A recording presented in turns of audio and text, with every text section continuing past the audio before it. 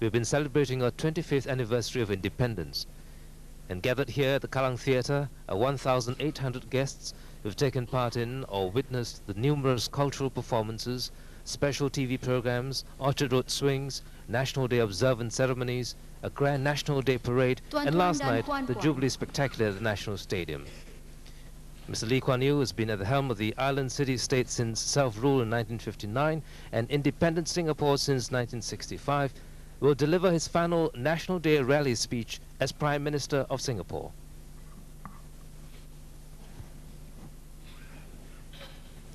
Tuan-tuan dan puan-puan, Perdana Menteri. Perumakkalé, nam Pradhamar avargal. 各位来宾，让我们欢迎李总理。Ladies and gentlemen, the Prime Minister.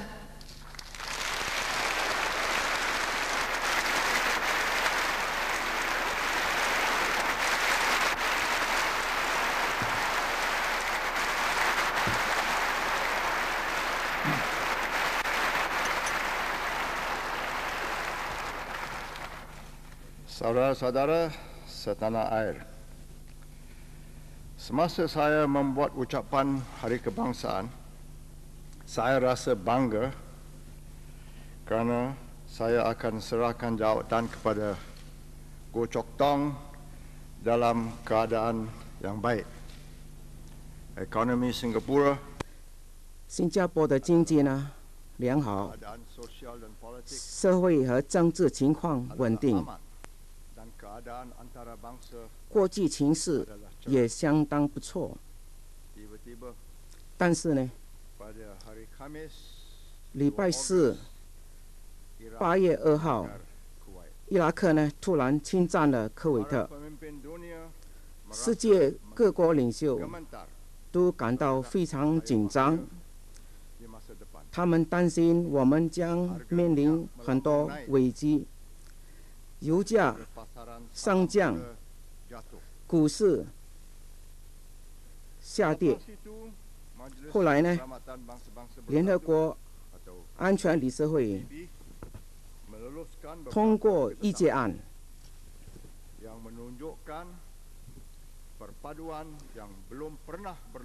这是联合国第一次所通过这样的议案。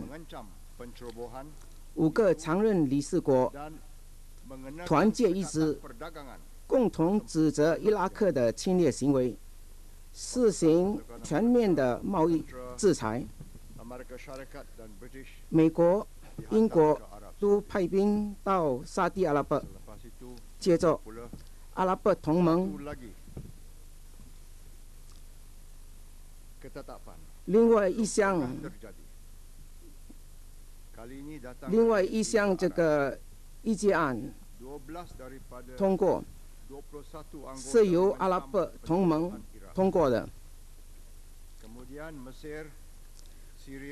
21个会员国当中，12个会员当中有20个同意指责伊拉克侵略行为。后来，埃及、叙利亚、摩洛哥、巴基斯坦、孟加拉等回教国家也都纷纷派兵到阿拉伯。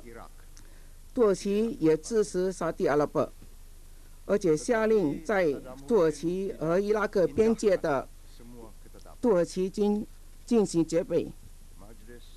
但是，伊拉克总统胡辛却不理睬联合国的和阿拉伯同盟的议决案，他把无辜的平民、美国人、英国人、法国人和其他国际人士扣留起来，用来做挡箭牌。他说，如果粮食短缺，这些平民，尤其是婴孩，将会挨饿。如果炸弹落在军事目标，这些平民就会白白送命。就算是利比亚的加达菲也批评胡辛的不是，甚至伊拉克的激进盟友也门也说他将遵守联合国的制裁行动。atau Persatuan Bangsa-Bangsa Bersatu. Jika Saddam Hussein bertindak dengan waras, 如果乌辛做出理智的反应， menyaut seruan 他应该听从埃及总统穆巴拉的要求， Kuwait 从科威特撤军， 以免人类受战争的灾祸。 Sebaliknya, beliau telah 相反的， letakkan 他却把科威特 Scud 和沙地阿拉伯的边界布防了飞毛腿导弹。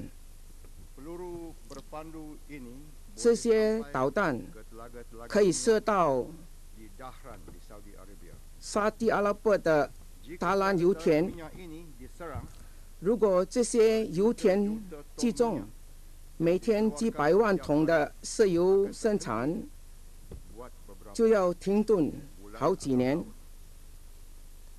harga minyak akan 到时 berlambung naik. 油价会猛涨， Sekarang sudah 2 kali ganda. 现在已经涨了2倍。 Kemelesetan ekonomi dunia 世界经济衰退也就无可避免。 jika dunia 因此， mungkin menghadapi satu. Jadi dunia kita mungkin 世界 menghadapi satu 正面临一场随时可发生的灾难。 minyak menjadi mewah. 产油国家表现得很好， Negara yang bukan mengeluar minyak seperti Singapura 但是 akan mendapat susah. 大多数像新加坡这样没有产油的国家 Akan mengambil 将会遭殃。因此，乌洲洞可能在危机发生期间接任， ini adalah sukar. 这是辣手的问题。 Ia adalah 然而， resam hidup. 这是命运的安排。 Perkara yang tidak disangka-sangka 意想不到的事 berlaku 突然发生了。 dengan tiba-tiba. Pertaruhkan di Teluk telah sangat 波斯湾祭祀的利害关系 menunjukkan 非常 keadaan manusia 重大， di masa 它将决定未来世界的情形， dapatkah sebuah negara 也就 yang 是 kuat 一个强国是否可以，因为它拥有化学武器， kimia dan tidak lama lagi 而且 ada 不 senjata 久 nuklear 将拥有 yang 核子 boleh 武器， merampas negara-negara jiran 而接管 yang kaya 石油 dan kemudian 丰富的邻国， mengancam dunia dengan mengawal bekalan dan harga. 并且由它决定石油 Jika undang-undang 的供应和油价，从而决定世界的命运呢？ tidak dikuatkuasakan, 如果不执行国际法律 penjenayah 以秩序 antarabangsa 对付这些国际不法之徒， huru-hara. 这个世界呢就会变得危险和不稳定。 Oleh sebab saya percaya kebanyakan rakyat Melayu Singapura faham bahasa Inggeris, 因为我相信大部分的马来 saya 人懂得英语， izinkannya mengikut ucapan saya dalam bahasa Inggeris lepas saya mengucap sedikit dalam bahasa Tionghoa. 让我现在用英语来 Tapi 讲 ada。lagi satu perkara yang saya hendak mengucap dalam bahasa kebangsaan, iaitu kali ini 这一 saya 次呢 tidak，timbulkan perkara khas 我没有提出特别的问题， rakyat Melayu kita. 有牵涉到马来社会的问题。 Saya rasa puas hati kemajuan rakyat Melayu Singapura. 我对马来社会 Inilah 的 saya 进 bagi 展 satu 非常满意。 ucapan saya kepada berita harian 我把我的演讲稿呢会交给 Setiausaha 马来报。 saya. Apa sebab kali ini Perdana Menteri tidak menimbulkan perkara khas orang-orang Melayu? 他们问我为什么这一次 Saya rasa 我没有提到马来人特别的问题。 oleh sebab 我认为，因为我对这个问题不会有担心。20年前， masa kita berpisah dari Malaysia, 当我们离开了马来西亚， bukan saya saja tapi 不单单是我， rekan saya di kabinet juga bimbang 我的同事呢 masa yang 也 akan 担 datang 心我们的未来。 rakyat Melayu kita 我担心那个时候，我担心马来同胞可能不可以跟其他种族一起向前迈进。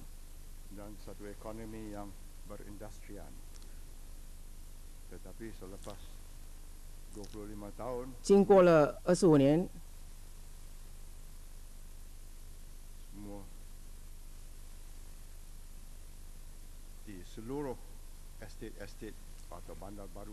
在我们的祖屋呢，好像是就是我们市场常见的有马来民族，也有其他民族。在我们的工厂呢，我们的工友当中，就是有各不同种族的。有一个证明能够促进我们的年轻人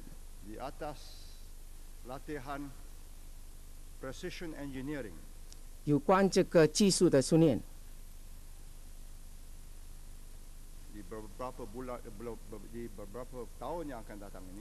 几年后呢，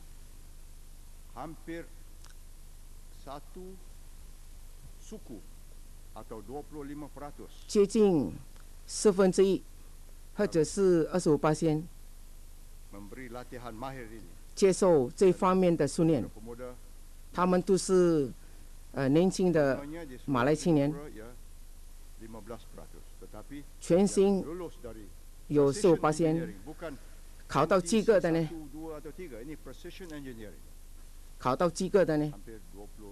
接近25%。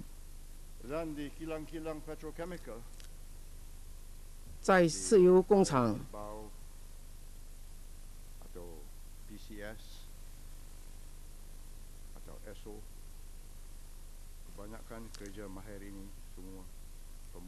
这些地方呢，大部分的工友都是马来青年，我对他们非常有信心。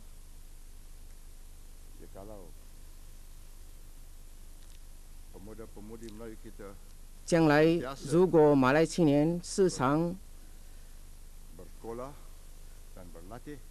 对教育注重这个教育，注重这个技术的训练，像过去一样，能够适应我们这个社会的进展。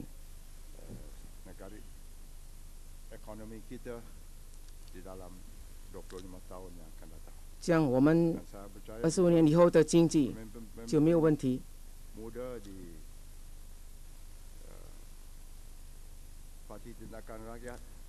我希望我们年轻的领袖对我们之间充分了解。我相信我们所推行的政策呢，我们会继续实行我们过去的政策。谢谢大家。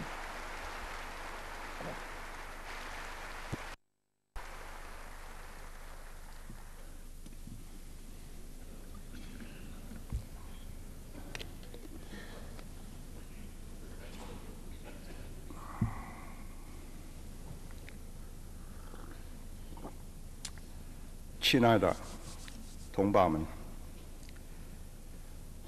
这个国庆群众大会标志着一个时代的结束。在1959年6月就职的原班领袖，在过去30年里，引导新加坡度过了危机重重、振奋人心的历程。现在他们把担子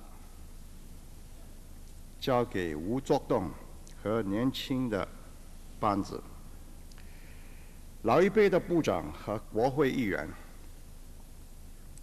不但对国家做出了宝贵的贡献，同时大部分能通情达理的让位给年轻的一辈，使到帮子的移交工作能够顺利进行。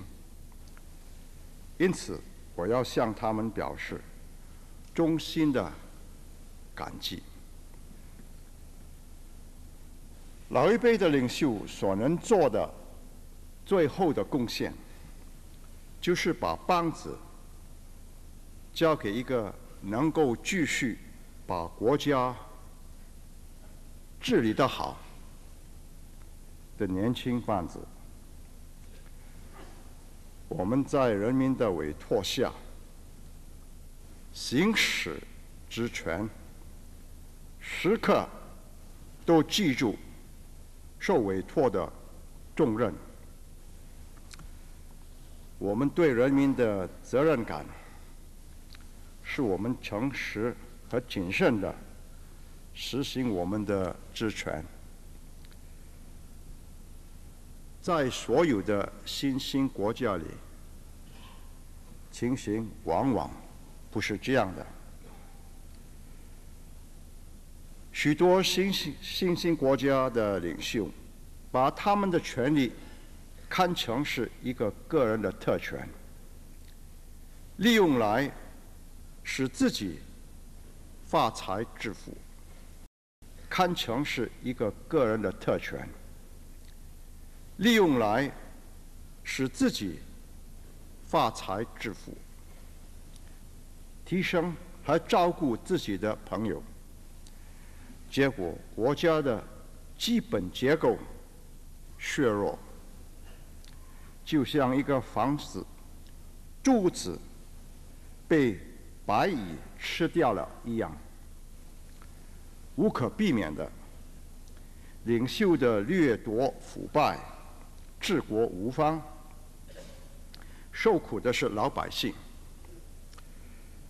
就如马克思一般人对菲律宾所造成的破坏一样，几十万名受过良好教育的菲律宾人，在外国当非熟练工作和女佣，赚取外汇供养在国内的家人。在菲律宾，有好几百万人失业或无法充分就业，整个国家的情形很坏。新加坡的稳定和进步，完全靠吴作栋这个班子，是否也具有同样受人民委托的意识，认识到如果他们滥用人民的委托的权利，那就等于背叛了人民的信任。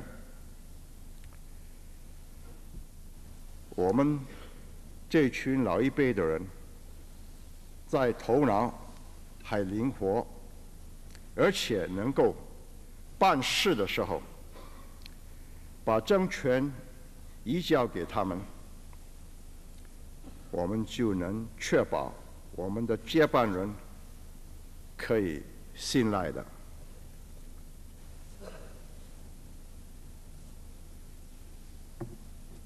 在华族的同胞，我有一个特别的讯号。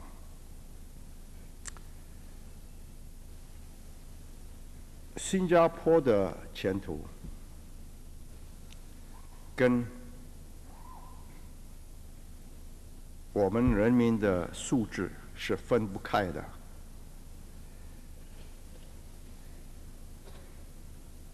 过去的25年，如果人民没有那个刻苦耐劳的精神，我相信我们没有今天的新加坡。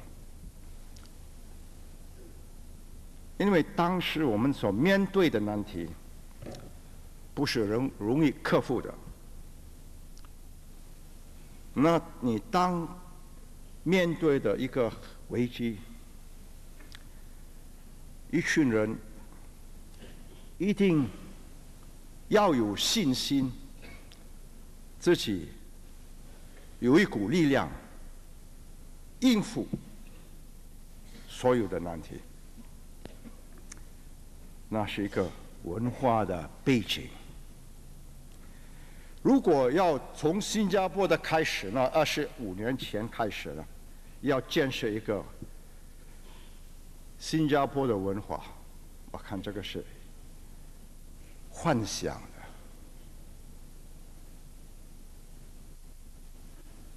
我们一定是要靠长久历史考验过的一个文化价值观，才有办法成功的。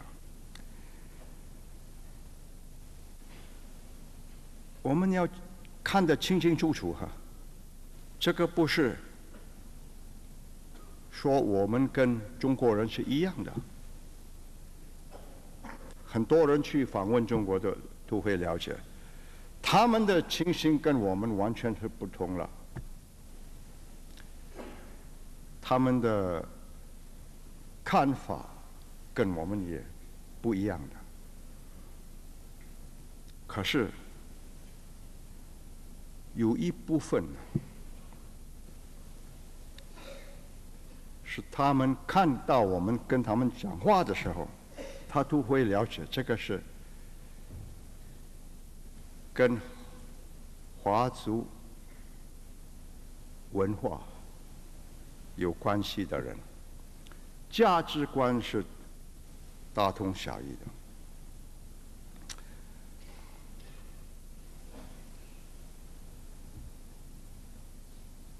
很多人怀疑或者关心这个语言跟文化的关系。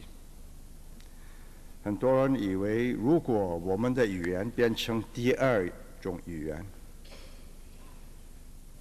程度很低、很浅白，没有办法抓住那个一个文化的精义。我看这个是要很冷静的来研究。当然，如果你的华语是很有把握的，那所有的那个成语啦、历史的那个寓语啦，都很熟了。可是我们要实际来做事，脚踏实地的来处理我们的问题。我认为，如果我们有办法打定一个基础，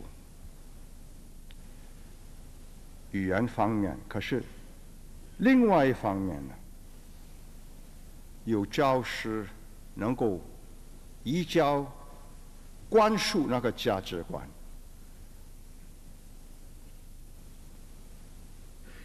那个看法、态度、立场不会大有改变的。我举一个例子，我举很多例子。我的一代很多是没有受过华文教育的1/3是上英校，没有第二种语言。可是家庭的背景、朋友的关系的影响，互相影响。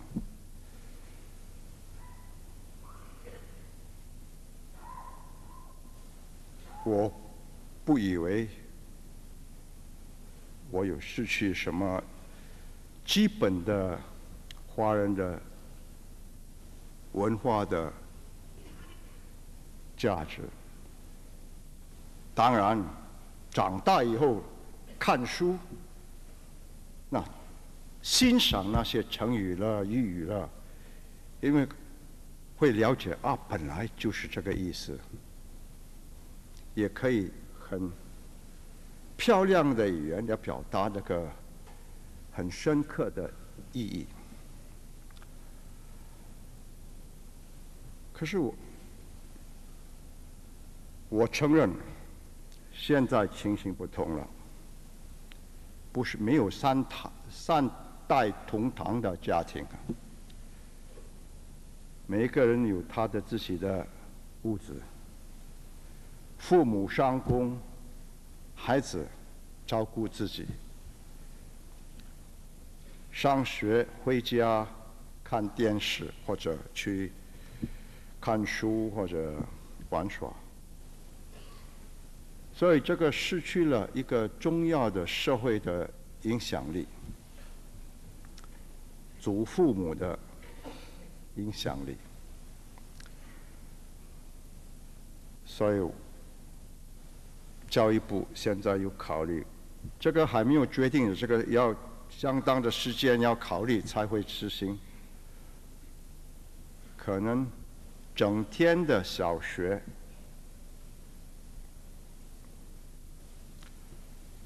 不容易实行的哈，要花很多钱呢。学校要2倍哈，校舍，教师也不会很高兴的，因为时间比较长，会比较长的时间，所以月薪要改换一些，要不然他们的收入会减少。因为大家都知道，每一个教师都有业外的工作。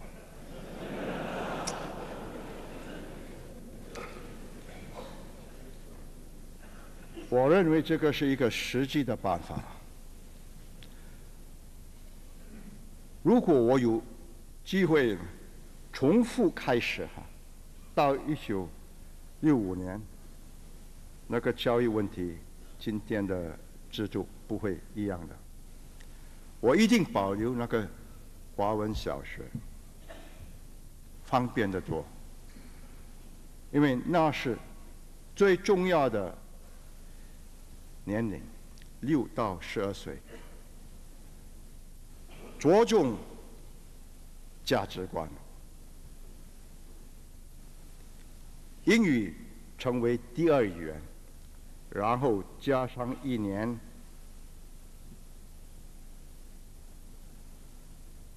中学，英语成为第1语言，华语成为第2语言。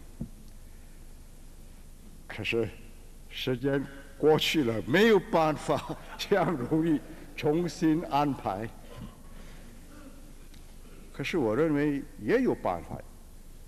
要做是有意成功的，一定会做的。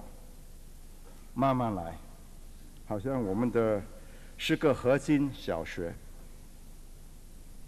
欢迎的相当热烈的。好，可以找好的校长，增加到20件，30件也可以。问题是有没有好校长？那整天的学校是不同哈，父母可以上工，不需要7点半开始。我的女孙儿6点半离开家哈，巴士车带她去6点半的，到学校7点1刻，上学7点半，看这个是。不合理的是，不需要的，重新安排。父母上工8点半、9点，孩子也可以上学校。学校结束功课3点多，父母还是上工，教员跟助手，有受过训练的助手可以照顾他们，安排他们的工作，或是玩耍了，或是什么。4点多5点可以带他们回家。新加坡的进步，我看有办法应付那样的制度。问题是不是每年可以增加进展呢？经济的进展增加4、5、6%，4、5、6%。有办法的话，这个可以应付的。可是一定要相当长的时间，不能够忽然间2、3年内都完全焕然一新的。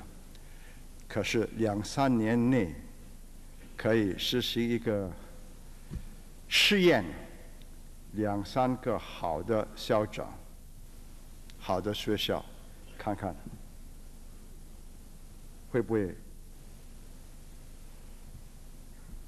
设法一个比较适合现在我们新加坡家庭所需要的一个学校。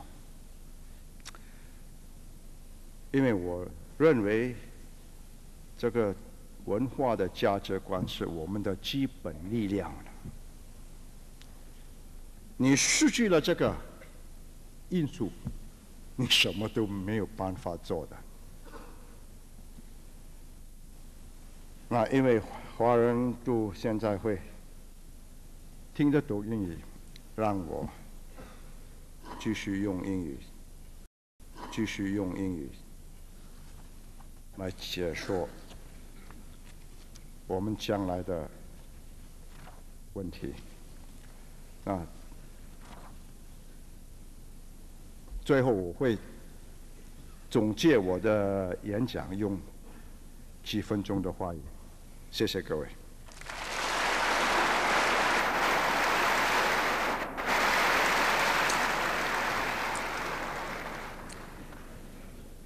Friends and fellow citizens, 2 great events in my lifetime have shaped the contours of the present world. One was the rise and fall of fascism. The other is the rise and fall of communism. It's been the 2 great climacteric events of this century. The fascists tried to shape a different world which believed in racial superiority. The Germans believed that, well, the Nazis, sorry, not the present West Germans. They believed they were superior because they got blue eyes, blonde hair, they're bigger than others, and they're better than anybody else, so they ought to populate the whole of Europe and eventually the whole of the world. That's been laid to rest. Japan, in a not altogether a different way, was also that way. And that also, I hope, has been laid to rest. But since 1945, when fascism was scrubbed out, we have been preoccupied with a communist challenge. I did not believe that I would live to see it totally debunked and deflated. It's a failure, and admitted as such. And if we can take one single event that signified the end of it, it was the collapse, the fall of the Berlin Wall. They could not create their superior world. They could not keep their communist flock. it was an inferior system that couldn't feed them, that couldn't give them the comforts of life, that was backward in every way. Backward industries polluting the whole country, backward consumer goods, inadequate food, just good propaganda. They kept that up for a long time and captured and mesmerized a whole generation of young men and women in Singapore. The myth of a glorious China. I lived through that. I had to put up with it. I had to fight them because I didn't believe it. But they believed it. Now, what next? Frankly, nobody knows. They say, yes, we must keep NATO. I asked an American whom I've known in Europe. I've known him for many years. He's a very frank, and most Americans are very frank, outspoken people. I said, what happens now? He says, in his very forthcoming American way, he says, really can't say. Everybody says we have to keep NATO. I said, yes, but the Russian enemy, the Soviet enemy, kept NATO together. Now you haven't got an enemy. What will keep it together? Old habits? For how long? Nobody knows. In other words, a new global balance has to be found and will be established, because it is in the nature of human beings to fill up a vacuum. Somebody has vacated the role of adversary. We can't always be friends. I mean, you need an opposition team to win a gold medal or a cup. And human beings like competitions. Maybe they will learn how to compete in a peaceful way. Because there could be very different challenges and different problems. Meanwhile, all relationships, international relationships, we can look at afresh, re-examine them, to see whether the old is still relevant in these new circumstances. For instance, this north-south divide. Yes, the South will always want more because they are deprived. They feel that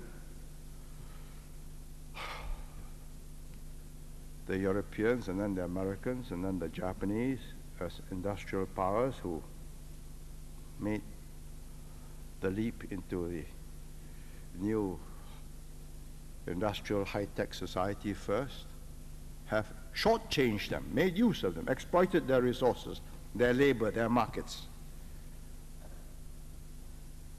But there's no more Soviet-American rivalry to exploit. It's Saddam Hussein's first mistake. In the old Brezhnev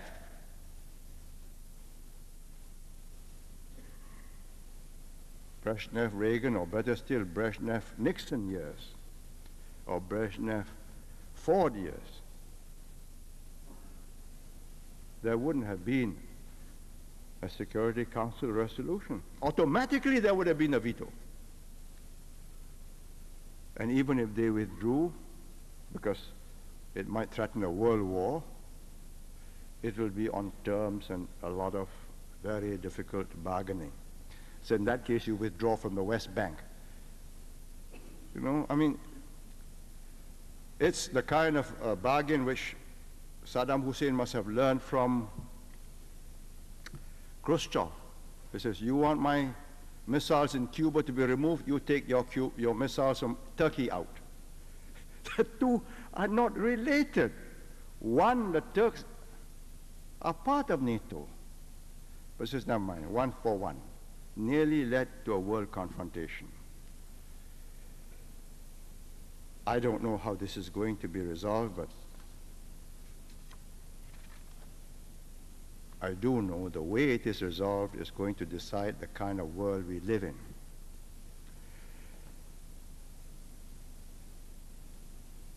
But to come back first and deal with our internal problems, and then we see it against this new backdrop. Internally, things couldn't be better.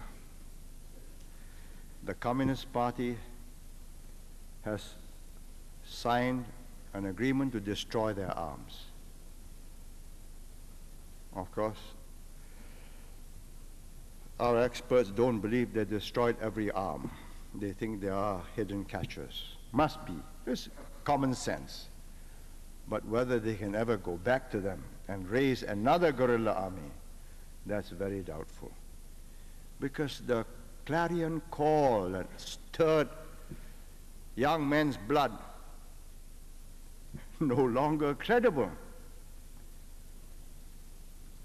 They want to go back to Malaysia. Many hundreds of them. A few tens claim they come from Singapore. They want to come back. Happy to have good, hard-working citizens. But let's have no more of this. Proper rehabilitation procedures must be observed.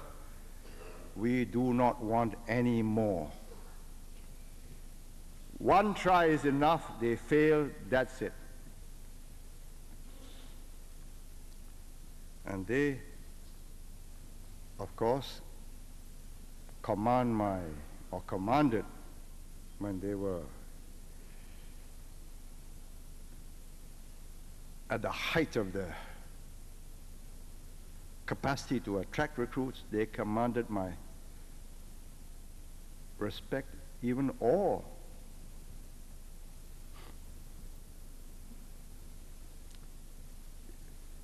It's not possible to tell another generation about what it was like then.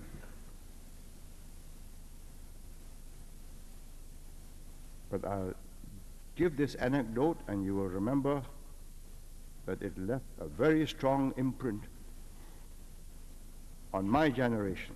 And we do not want any form of communist revival at all, whether democratic or undemocratic. Let's have none of it. In 1961, when we were still with pro-communists and some communists in the PAP, and we were parting ways, I had a message from the leader of the Communist Party who was in charge of Singapore, whom I had met on 4 previous occasions before I took office. But 61, I had already taken office and I was Prime Minister. Of course, I had an Internal Security Council sitting over me with the British as chairman and the Malaysians also represented, so we could be outvoted. I met him. He wanted to see me, I met him. I was taking my life into my own hands. Here I was, head of a government supposed to be cleaning up the communists, privately meeting in secret with the enemy.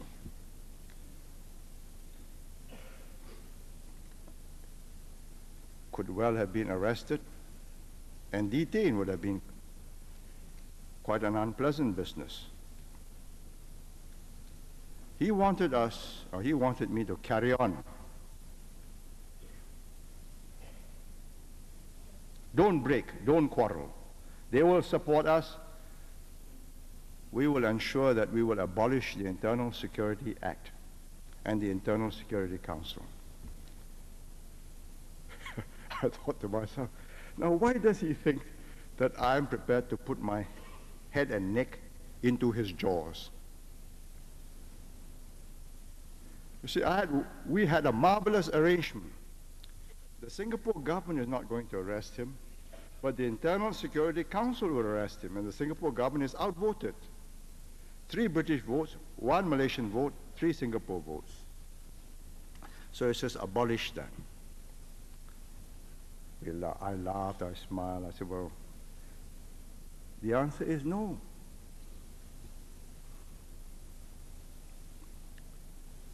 Within a matter of days, signal went out, knocked the PAP down, kick it out of office. Robust approach. Also a ghastly mistake.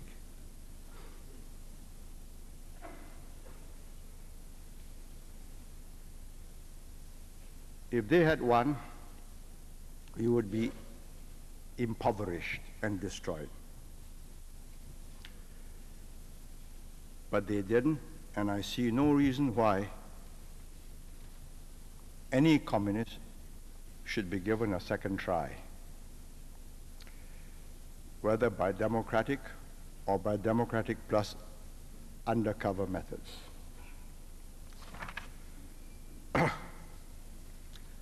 There are some aging diehards who will not give up, just like Chia Tai Po. I admire him. I respect him. He keeps on denying it because that's the way he's been conditioned to react. But if he's watching me tonight, since he has not much entertainment in Sentosa after dark, let me let out why we think he has not changed. Because we had monitors on him. And every time there was bad news for the communists, he was very sick and unhappy for days, hours and days. So, you see, he hasn't changed. I just cannot understand how an able, rational man. He was a physics graduate of Nantau University. He became an assistant lecturer after he graduated. So this is no mean intellect. This is not a feeble mind. But why he believes this, I will never understand. Why he does not come to the conclusion that all this was a ghastly mistake. Cut losses. Get back to life. You can't make up for 30 lost years. He started it when he was a student in Nanyang. Even in Chinese high school before, in high school before Nanyang. That because of that experience, I say, better the remnants, let them age, let them fade away. Let's have no more multipliers, however diluted they may be. And I believe this problem is behind us. Of course, there are other problems. We will always have racial extremists and something new, religious extremists or fundamentalists or whatever you would like to call them. And they are not going to go away, but although they act in undercover and secretive ways, they lack that organizational capacity to build up a system underground that can demolish the machinery of state and take over. So they are not quite the same threat. Therefore, I feel sanguine enough to say that never a better set of conditions for open democratic politics. Because there's no need for united front politics. There's no need for manipulation behind the scenes of committees, of non-political organizations and getting them to go political, joining the fray. It's what they did. They worked on Old Boys Association, Chambers of Commerce, musical associations, And they get them to issue all kinds of innocent statements on the surface, but actually designed to foster a particular issue and to agitate. So when an English-educated group tried the same technique and moved into Christian Students' Union or Catholic Students' Union and got them to go political, and moved into the Law Society and got the Law Society to take the government on, I think that was just stupidity. It's exactly what the communists get. It's exactly what we are not going to allow, and nobody is going to tell me that that's innocent democratic practices. There is nothing to forbid anybody from nailing his colors to the mast, and indeed it's the safest way to do it. Nail your colors to the mast, defend it and say, this is my flag, this is what I believe in. I believe in open debate, argument, suasion. I hope to win by votes. But start manipulating innocent professional groups, cultural groups, and make them support political causes, whether it's freedom of the foreign press or whatever, then I say you are looking for a very unpleasant linkages with what has happened in the past. All that should be over and done with, because the CPM has packed up its armed struggle, and there's nothing to prevent anybody from forming any party to advocate any kind of ism. If they find it unprofitable to propagate communism, then they can, like the Eastern European communists, they now call themselves democratic socialists. Well, do so, but do it openly. And I am encouraged also because I see more and more people write letters to the press and sign their names. That's a good sign, a good tendency. To run a democratic system, you must have democratic impulses in the people. There must be the cultural basis for that system. It's not just having a constitution and saying, well, there you are, the system is democratic. The British gave 40+ constitutions around the world. I only know of one that's worked without major alterations, and that's in Barbados. Small community, homogeneous, self-governing assembly or legislature for over 100 years. Mainly black, a few mixed, whites, blacks, and some whites. Every other country has had major problems. Sri Lanka, the ideal, when the model of how democracy should work when I was a student in England in the 1940s. You've seen it come a cropper. It'll never go back to what it was.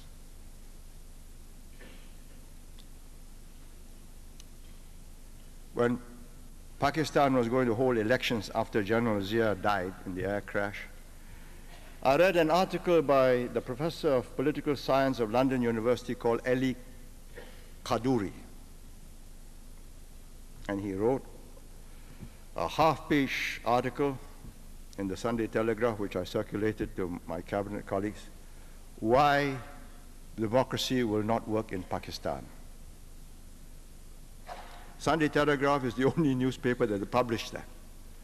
But this was an academic, and he gave the historic reasons that this is a deeply divided society. There are several different groups in different provinces.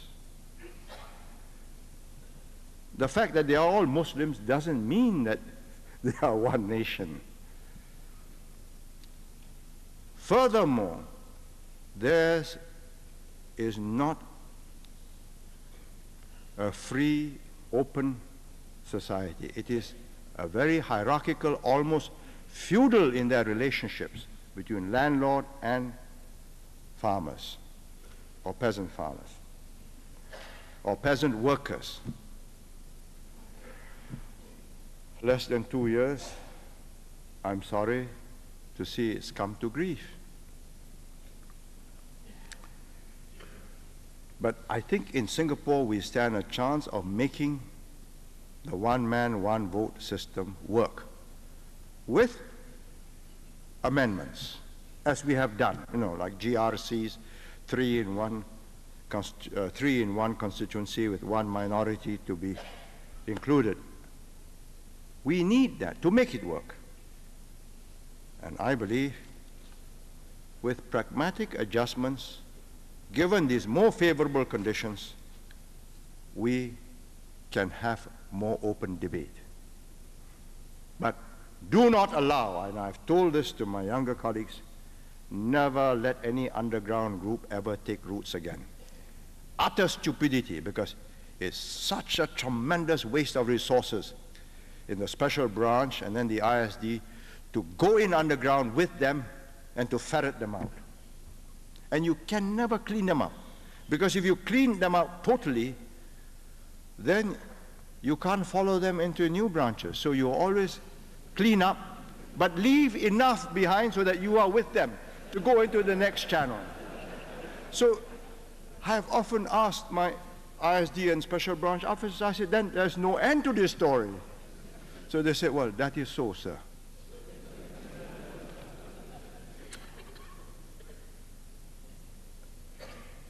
Now, the nature of the problems we are going to meet, which is what Goh Chok Tong and his team will face, will be very different.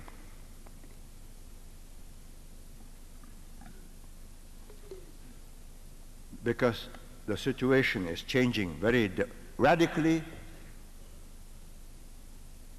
and we need fast responses, flexible responses. We must change policies to meet changing situations.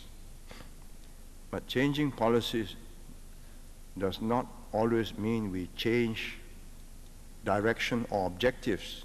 You may have to change the route, but if you want to get there, 1999, and reach that kind of state, when you change policy, don't change direction.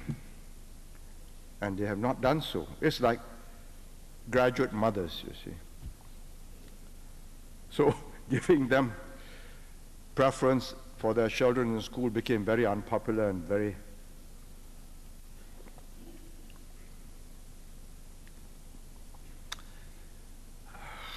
objectionable. So do we change? All right, we concede. But the principle is to get more educated women to have more children. And that has not changed. And family allowances have been given, income tax relief, not family allowances, but income tax relief, which means it's all fair in accordance with what you pay the government. And if you don't pay, then obviously you can't afford to be given a relief. So in that way, they have been able to get their objectives. And that's intelligent changing of policy in order to get the same objective. And they have to do that in an ever-changing environment. Because technology is changing rapidly, which means new products, new services, new lifestyles. And in a shrinking world, interdependency becomes more acute,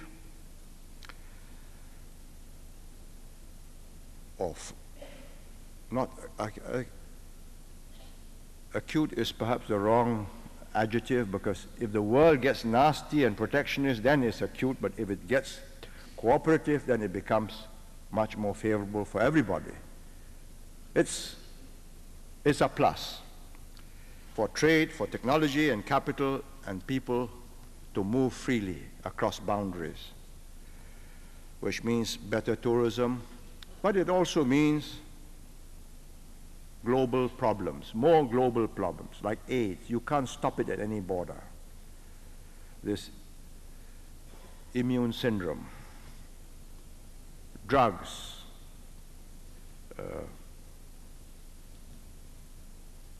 the greenhouse effect.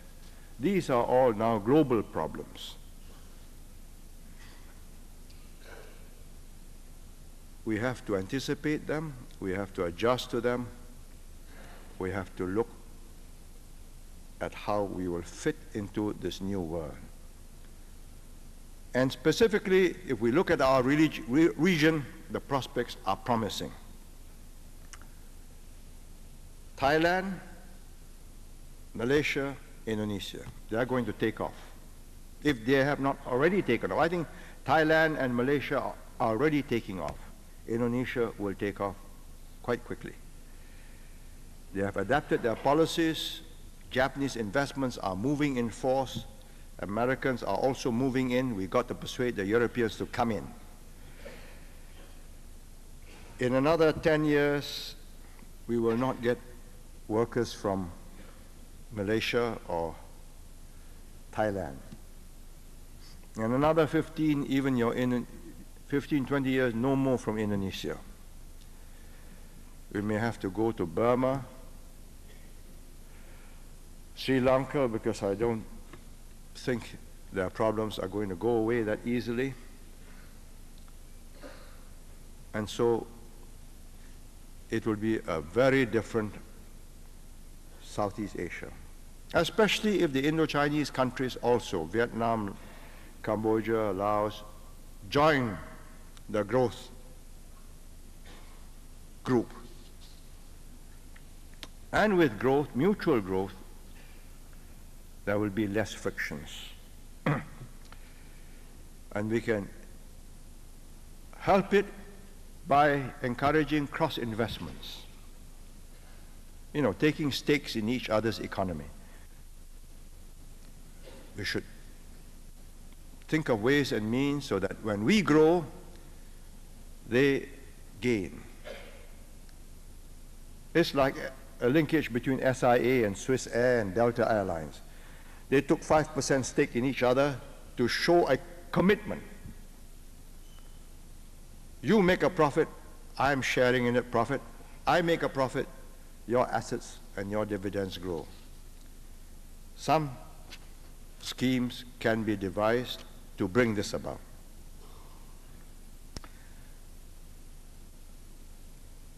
The GIC, for instance, Government Investment Corporation, already has plans. This is new, but we are going to put our money where our mouth is. We believe these countries are going to grow, and we are going to invest in the stock market. Definitely Malaysia. Perhaps when the market goes down further, we'll buy more. Because we think it's going to go up.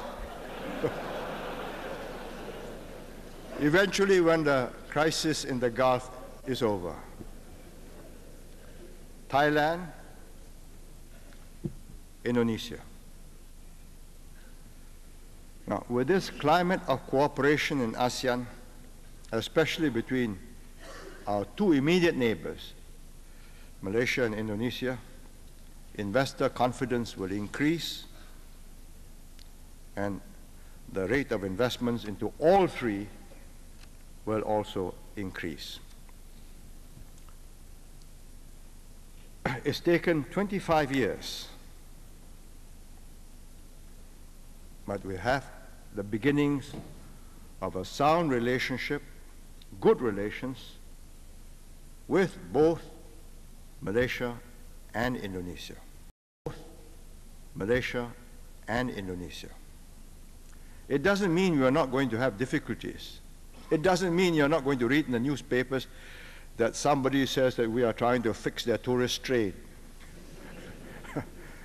Why, I don't know. It doesn't mean that there will be no more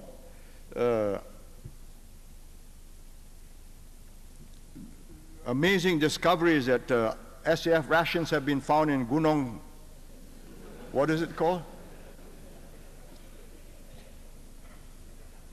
Gunung Ledang. why the SAF would want to find out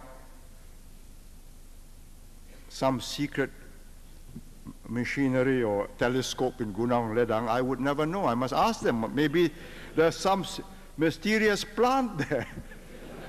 But why should we want to track that area?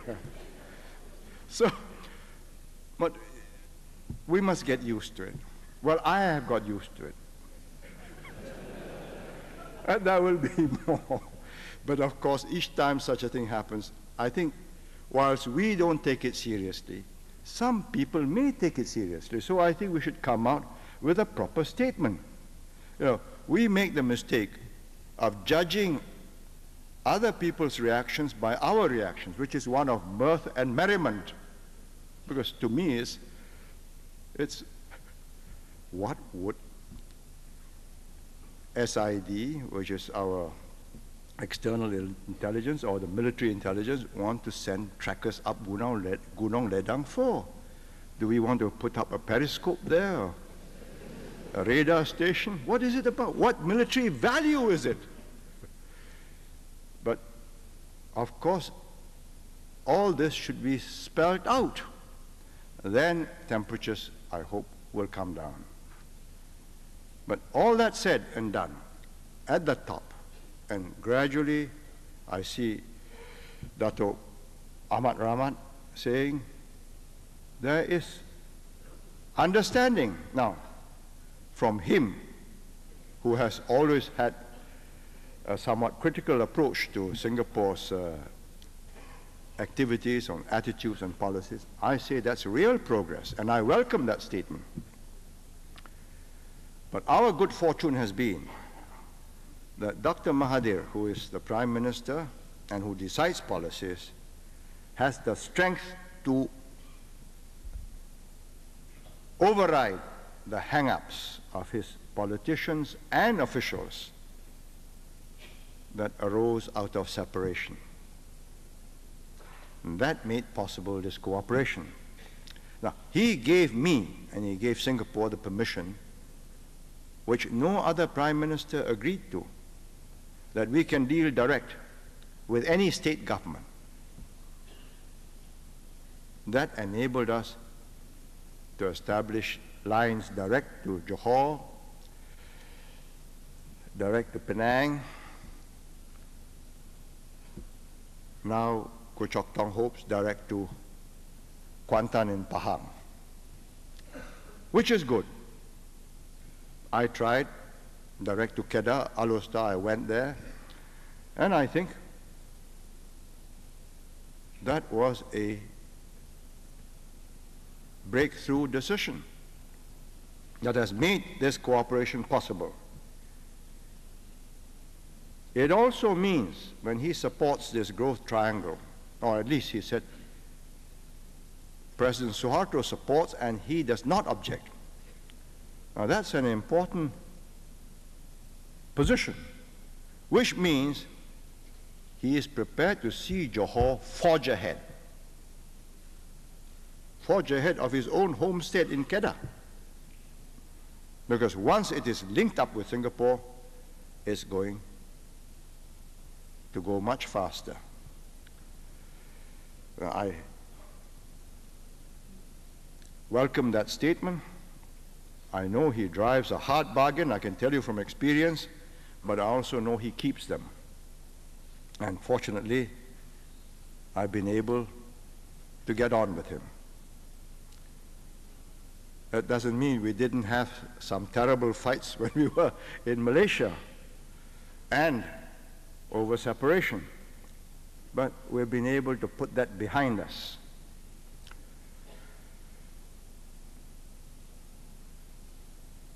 And this recent statement of his about the growth triangle in the north, North Malaysia, North Sumatra, Aceh, and Thailand, is another breakthrough in thinking.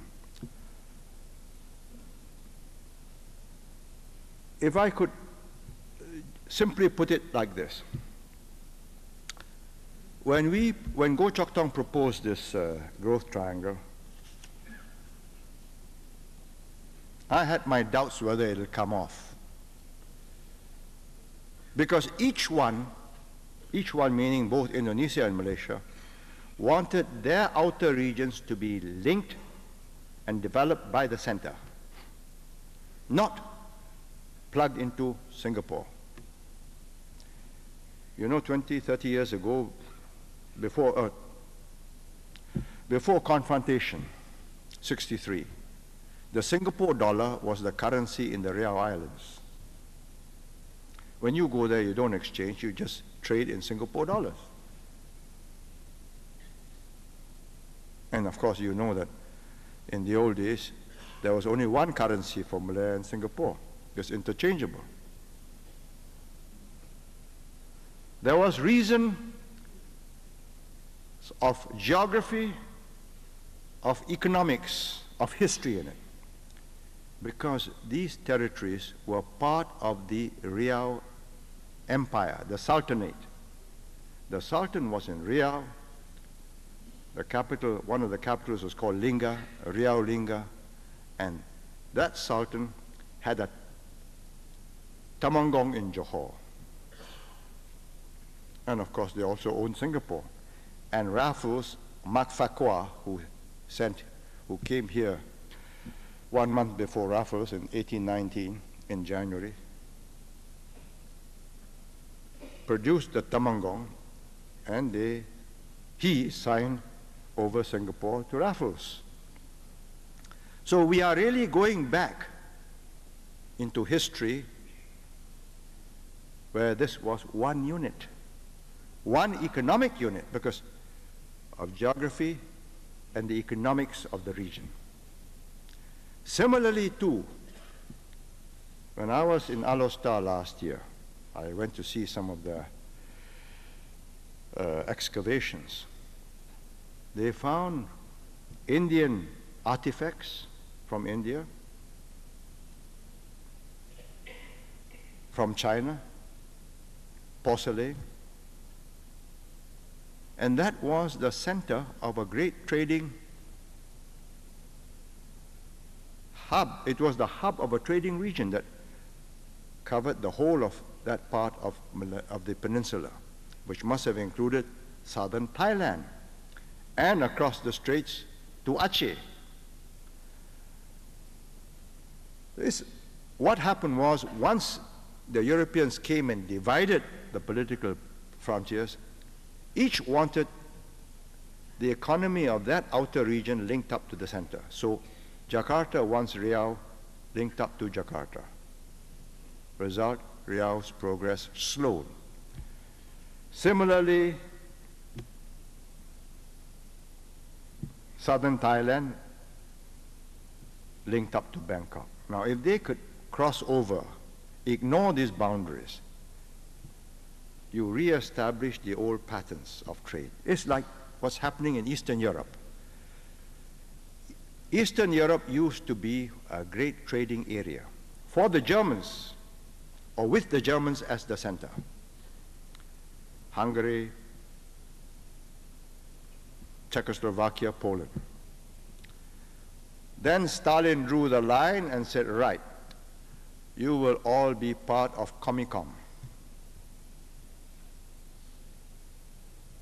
So the wall came down and their links were cut.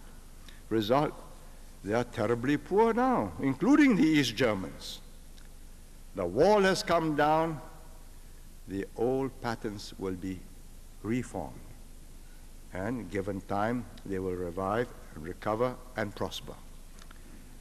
Now, it requires either a dramatic political change like that, or like that meaning Eastern Europe, where artificial barriers were swept aside by the logic and force of economics and history, or, as in the case of Johor, Singapore, and Riau, by the political perceptions of the leaders that this is the more intelligent way to get the place going.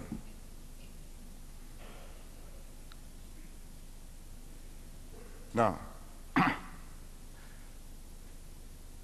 with that as a setting, all will grow. Of course, we had the advantage, the old guards, of being of the same generation. You know, we shared one colonial history. So Dr. Mahathir came to medical college in Singapore. He graduated from the University of Malaya, which was then in Singapore. One colonial entity. Therefore, we have some common reference points. And what the younger leaders do not have is this common experience. It's a plus and it's also a minus, because the plus is that we understand each other very well. But of course, understanding each other very well also means we quarrel with each other very well. Because we know exactly what it is we want, and the other side will not concede. Now, the Choctaw's generation will be different. First, they have grown up in separate entities, and languages are different now.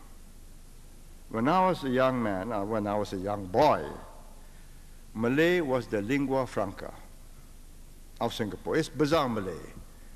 It's what I relapse to when I'm tired, making a Malay speech when I'm tired and I can't put the prefixes and the suffixes. I just go back to the root word. But Goh Chok Tong's generation can't even speak the root word. Maybe that's an advantage. So they just speak English and there's no misunderstanding.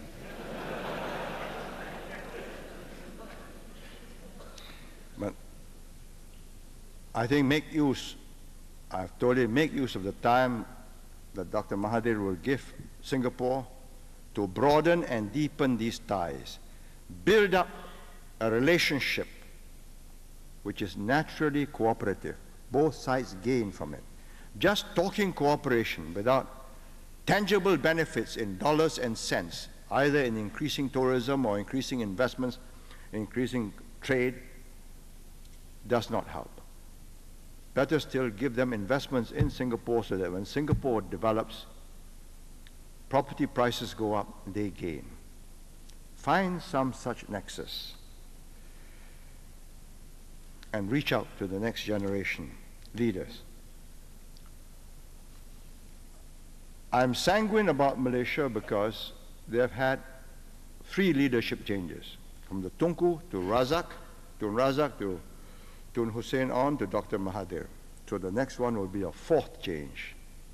It's more or less within a certain framework. But remember, in new countries, the character and personality of the leaders count for a great deal in deciding bilateral relations. I'm not saying that in all countries, established systems, the personality of the leaders don't count. I mean, for instance, you would have read that Mrs. Thatcher and President Reagan got on very well. They liked each other. And President Reagan respected Margaret Thatcher's robust attitudes on economics, world affairs, and communism. And not so much rapport or warmth or sense of camaraderie with President Bush until they met at Ashburn recently. If you read the newspapers, you see President Bush gets on better with the Chancellor of the Federal Republic of Germany, Helmut Kohl, although Helmut Kohl doesn't speak English. But even when they don't like each other, like probably Mrs. Thatcher and President Mitterrand, I think, or even Mrs. Thatcher and Helmut Kohl, if one goes by the newspapers. The 2 foreign officers, or the External Affairs Ministry, there is a history, there is a an institutional memory that says, look, the last time we had that quarrel with them, we did this and that led to this and so on, so we better don't do this. Just keep these options open. So it is kept within certain finite limits. It's not allowed to overplay its bounds. But in a new country, the leader, if he quarrels with another leader, that's very big trouble, because there are no institutions that can mitigate or mute the consequences. Within certain finite limits, it's not allowed to overplay its bounds. But in a new country, the leader, if he quarrels with another leader, that's very big trouble, because there are no institutions that can mitigate or mute the consequences. And even if there are the institutions, they don't have enough life and don't have a long enough history to have learned and abstracted lessons. Therefore, it is our singular good fortune that President Suharto took over from President Sukarno. Would have been a totally different Southeast Asia had we had a second Sukarno. Just imagine the last 25 years.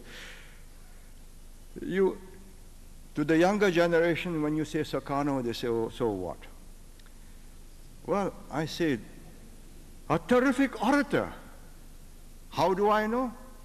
Because once I drove up from Singapore to Kuala Lumpur, and it took 6 hours, and I had him on my radio, my car radio, and he spoke for 6 hours. Utter gibberish, incomprehensible. Throw in words, he coined new words, Gane Fo, all kinds, emerging new games. So every day he's got to think of something new to enthuse his population, because he could not feed them. Agriculture was going down the drain, imports were getting short, no foreign exchange.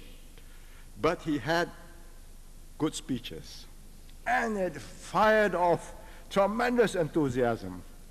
As I listened to all this, I thought to myself, now, one civil servant,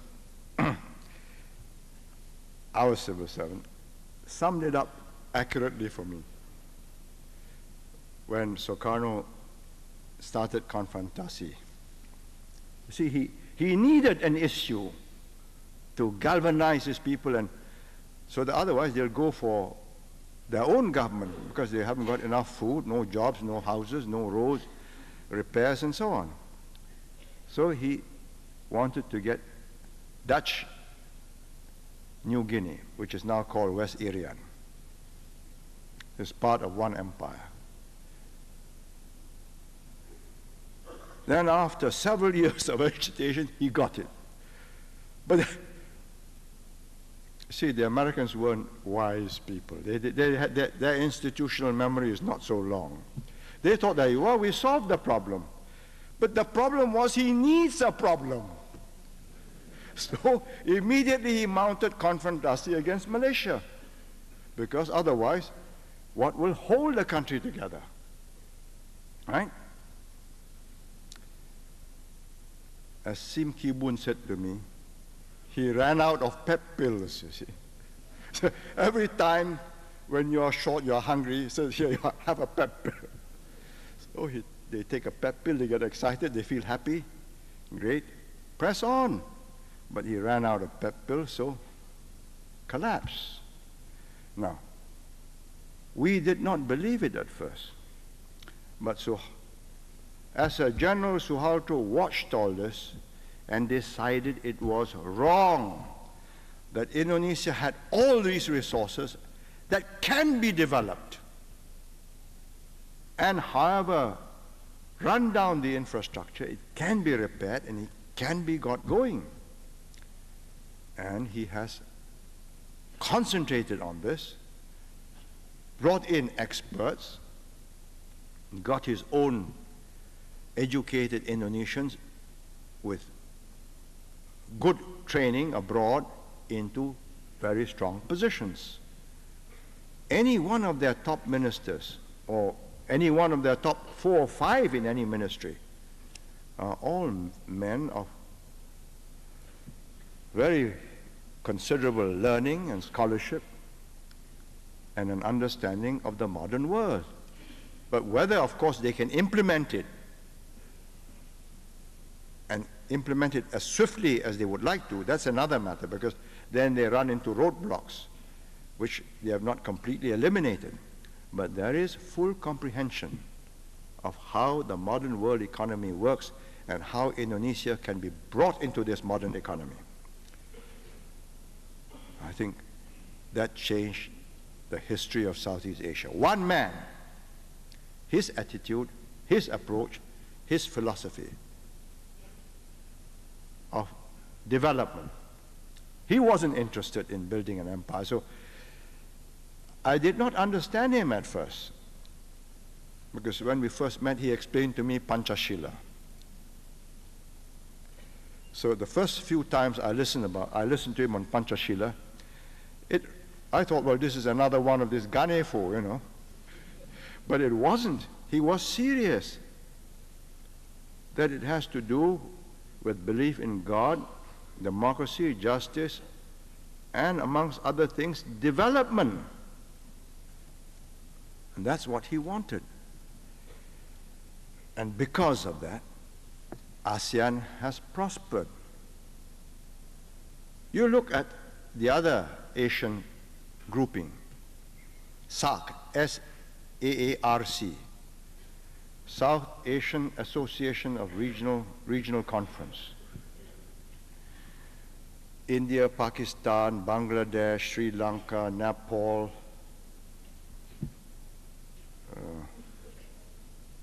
several others. I don't know, Bhutan? Maldives, yes.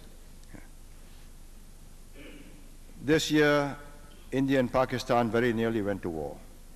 Still may, over Kashmir. Last year, trouble with Nepal. I mean, the Nepalese took action against, or did not give the Indians the kind of special treatment which they expected for allowing Nepalese goods to pass through Indian territory, and suddenly no more passage of goods through Indian territory, no petrol, no other essential goods. A few years before that, Sri Lanka was in trouble.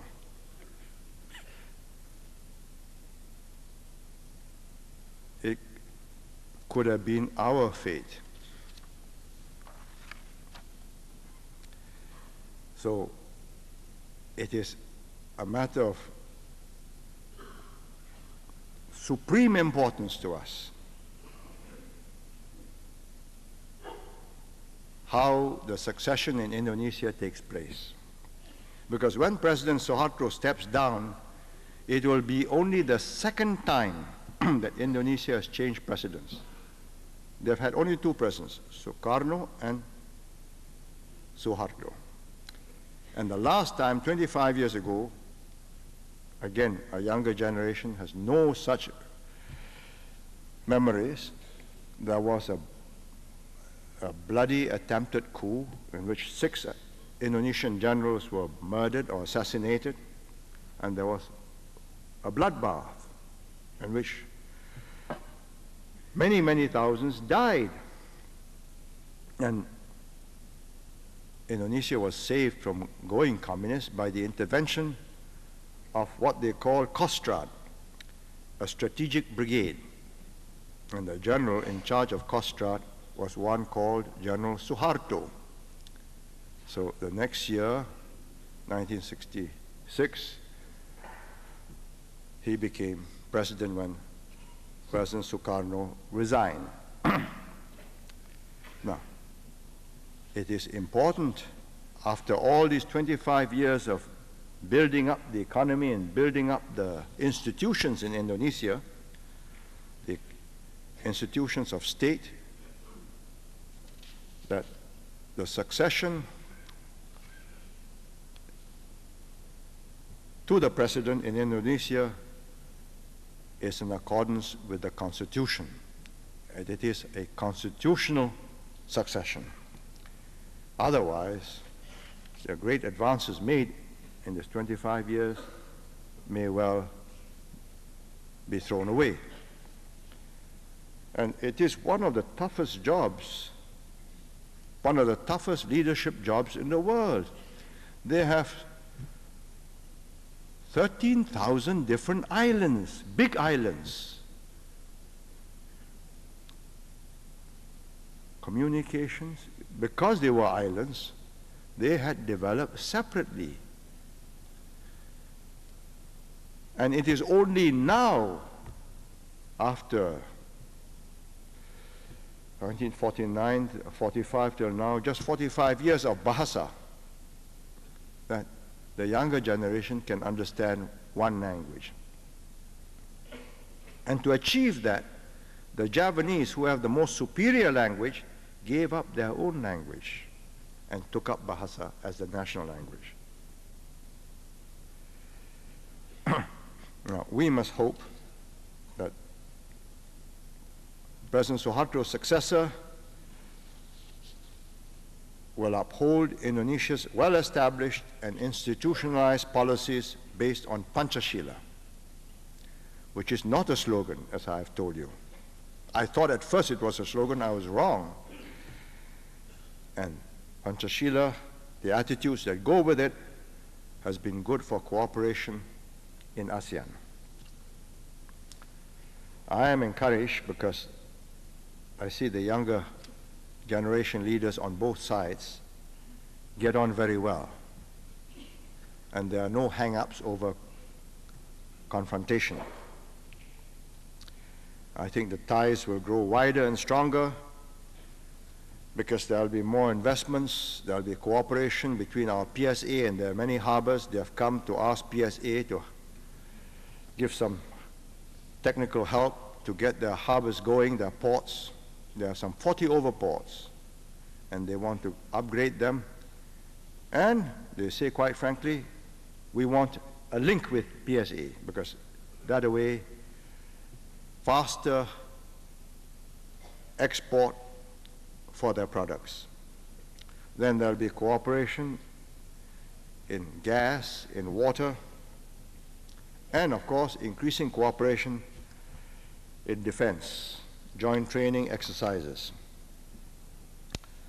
The strategy of the Goh Chok Tong team is to use the time that President Suharto gives them, one, to consolidate and deepen our ties, and two, to strengthen and establish these common economic projects like the Singapore-Riau-Johor Cooperation Scheme, because that means whoever succeeds President Suharto will be able to see the value of continuing the cooperative Indonesia-Singapore relationship. Of course, I don't want to belabor this point with Singaporeans, but please remember the first 10 years is all favorable, pluses. But into the second 10 years, Johor and then the Riau group can catch up. Their infrastructure will be in place. Because they have used us, the time for catching up is reduced, and we have to increase our technical capacity. In other words, stay competitive, which means more and better trained technicians, more and better trained engineers, better management, higher productivity. No other black box that can produce first prizes for us. The first prize that we win, any first prize in any magazine, that ranking, that rating, is the result of many years of hard work. It also means anticipating changes. For instance, it is quite obvious now that the German economy is going to be the strongest in Europe. It's also going to be one of the technologically most advanced in the world, not just in Europe, which means we take the learning of German seriously. We have sent students there, but you know, the Singapore student, he calculates, he says, well, I go there, I have to spend 1.5 years, several months here, unless he's done it in school. He learns the basics of the language. Then he goes there and he learns 1 year of the language. Then he spends 4, 5, 6 years to get some doctorandus or something like a PhD. And he comes back, and the PSC does not recognize all this and says, all right, you're a graduate, here you are. That's the starting point. So he's put in all these years. So he says, well, what's in it for me? So he tells his cousins and his younger brothers, and next time, less qualified candidates apply for that scholarship. So I think we need to make adjustments. And I'm glad to say that the PSC has been quick off the mark and putting things right. Not just for the future, but also any injustices or oversights of the past.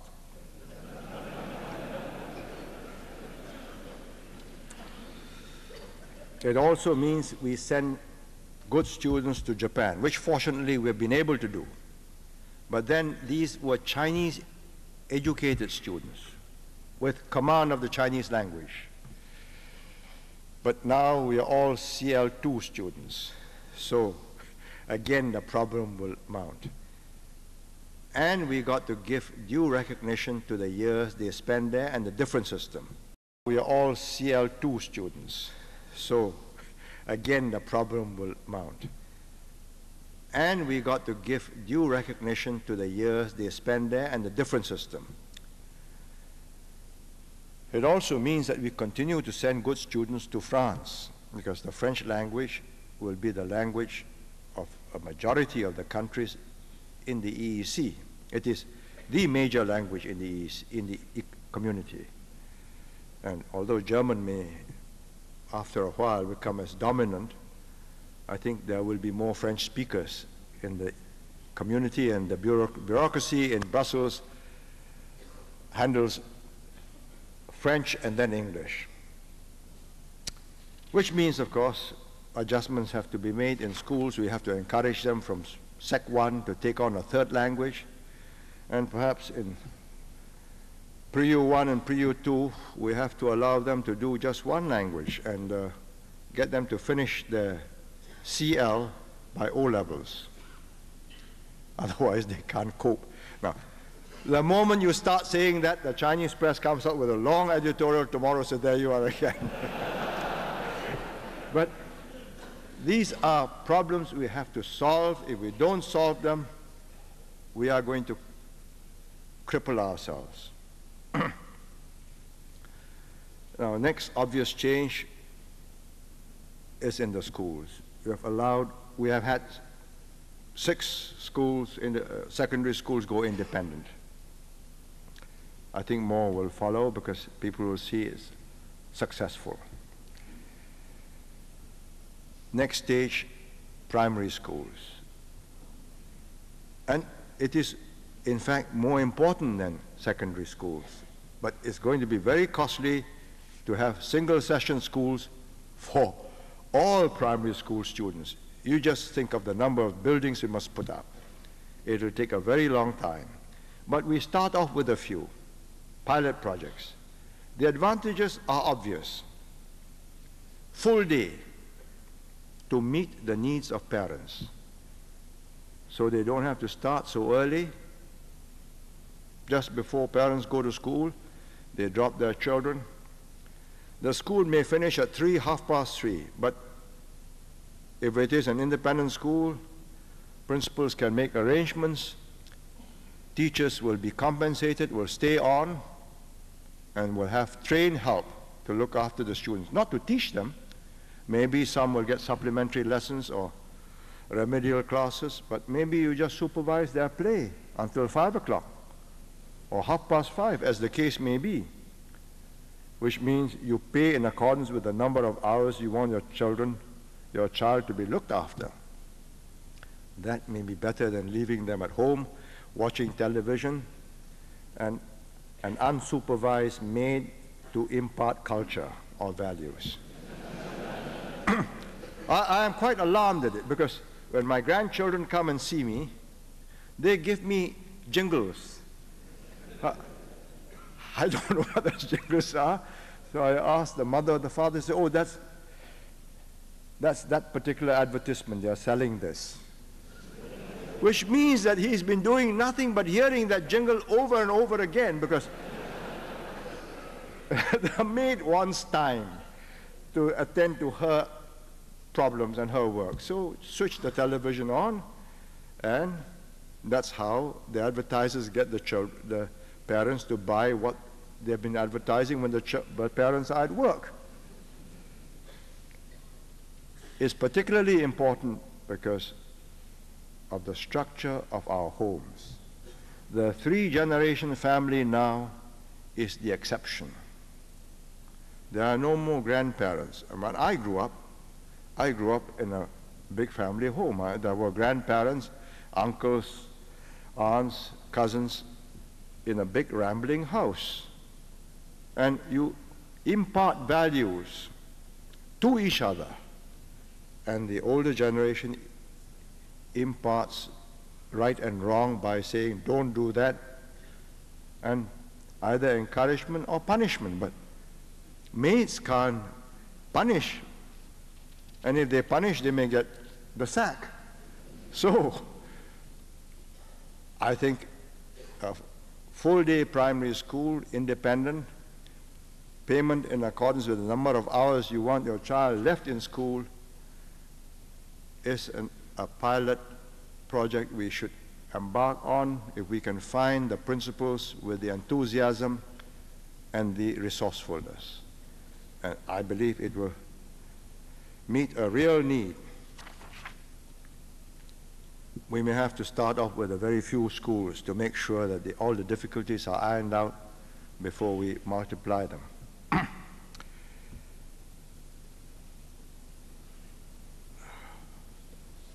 The other problem that we face is emigration. I raised it last year. So our population unit has been studying this problem, and they have given me some 4 or 5 months ago their analysis of why the figure peaked to 4,000 plus. I'll give you a table and take you through it.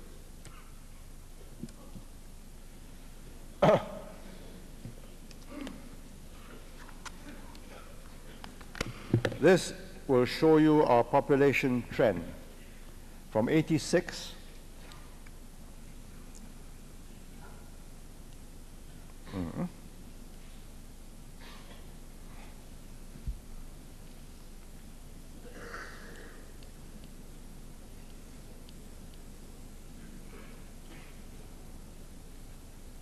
Can I have another pointer? There's something wrong with this one. Ah, yes, it's coming on. Sorry.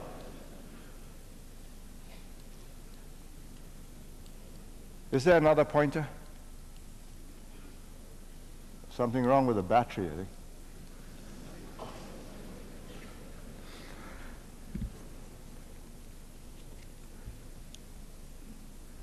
Now you see 86, we had, these are people who have been given permanent residence, who are coming in. These are those who are going out with good conduct certificates.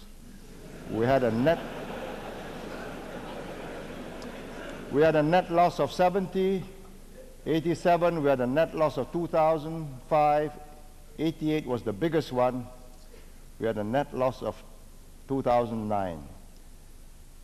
11,700 left, which was about 4,000 families. 2,005 per family. Then in 89, we had a net gain of 5,000.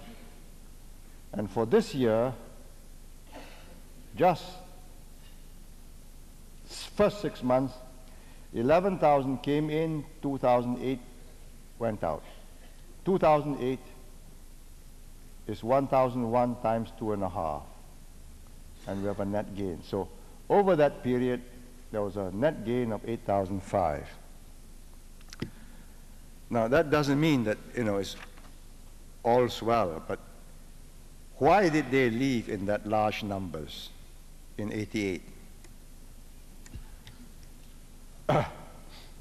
This shows the trend over the last 5 years. So you see the outflow 36, the inflow 45. So it's a net. Now the quality,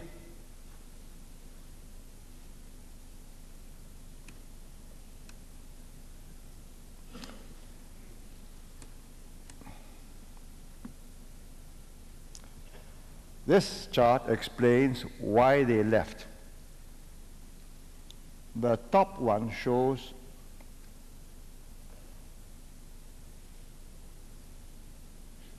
exit in thousands, good conduct certificates, a maximum in 88, right? The bottom line is our growth, but with a 2-year lag. So you see, because the economy went down, so they left. Now, this is the population units explanation of why we have this rise and why you now have the fall. Every year they calculated lag, 2-year lag per capita indigenous GNP. That means what we produce, our jobs exclude what the foreigner earns and the profits he takes away. In other words, multinationals, work permit holders, employment pass holders, exclude them. Just calculate the Singapore component and move it 2 years. In other words, when we had the recession in 85, they started applying. And by the time they processed their applications, it came to 87, 88. And 88, we were still in the 86 recession. Right? Now that's a reassuring explanation, but at the same time a worrying one. That means the moment we make slow growth, that's right. Since I'm going to have slow growth in Singapore, I might as well have slow growth in Australia. I work less hard. I have a bigger house. I can sell a house. I've had this argument thrown at me time and time again, and I've checked on it, and they say, yes, it's true. You can sell your house in Singapore for $1.5 million, one small little bungalow house. You can buy a house in Perth for 200,000 Australian, which is about 300,000 Singapore. Very big house, lots of ground, fruit trees and so on. Then they say you put the balance in the bank and they give you such high interest rates, and if you ignore the inflation, you'll be doing fine. Well, I think we have to watch this. This is not good enough. Yes, it's reassuring, but it's also very troubling. It means a younger generation that wants things better every year, or they are prepared to consider the alternative. Now, what kind of people leave?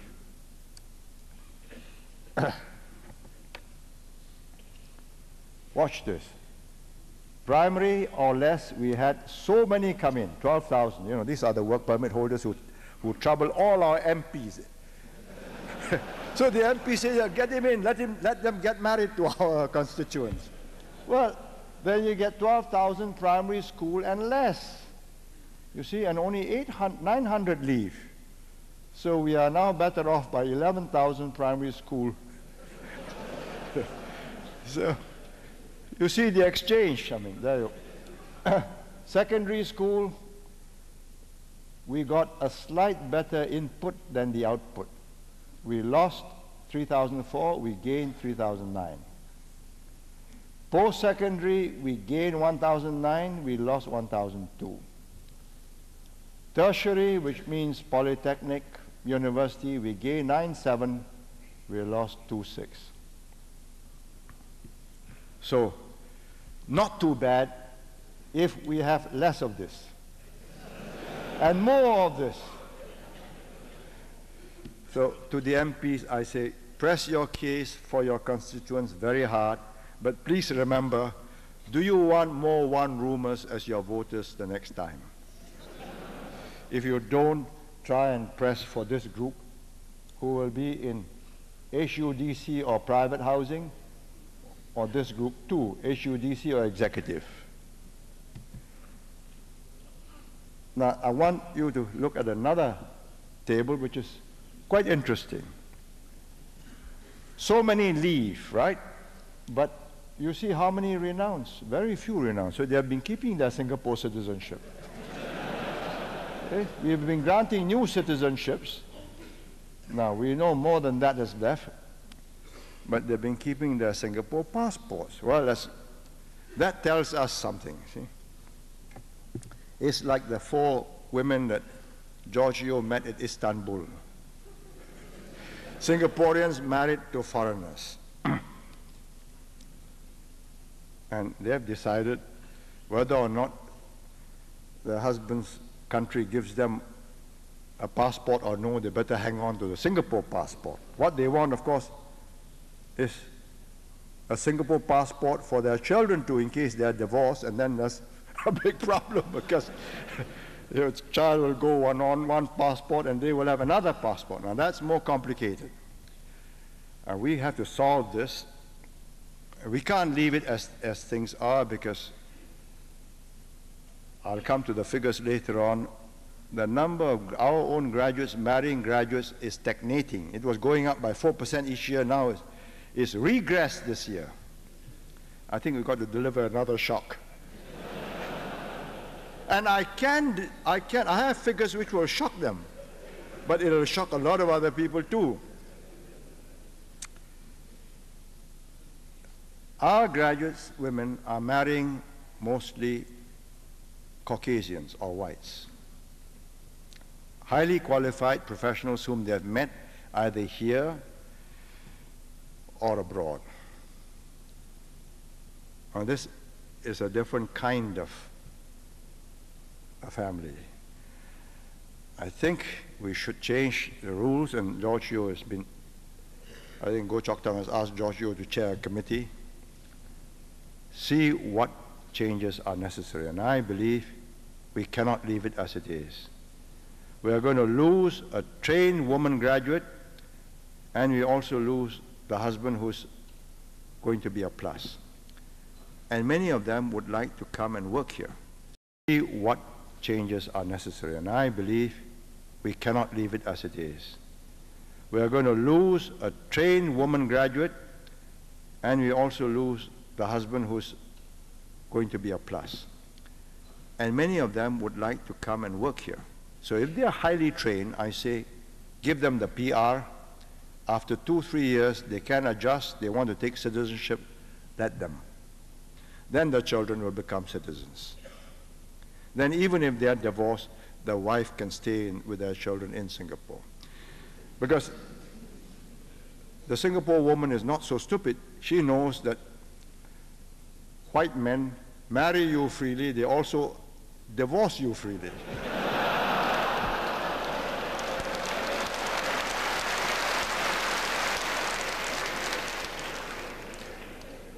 And I believe the children will also be a plus because they are going to be highly competent and well-trained persons. Of course, you know there are innate prejudices, and I do not pretend that I don't share those prejudices. I do.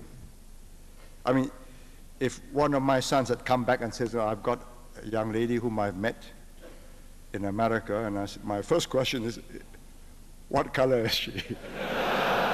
Must be. You know, the cruelest joke that was told of a royal family, that the princess had gone to America and married an American black. And disaster. It was completely untrue.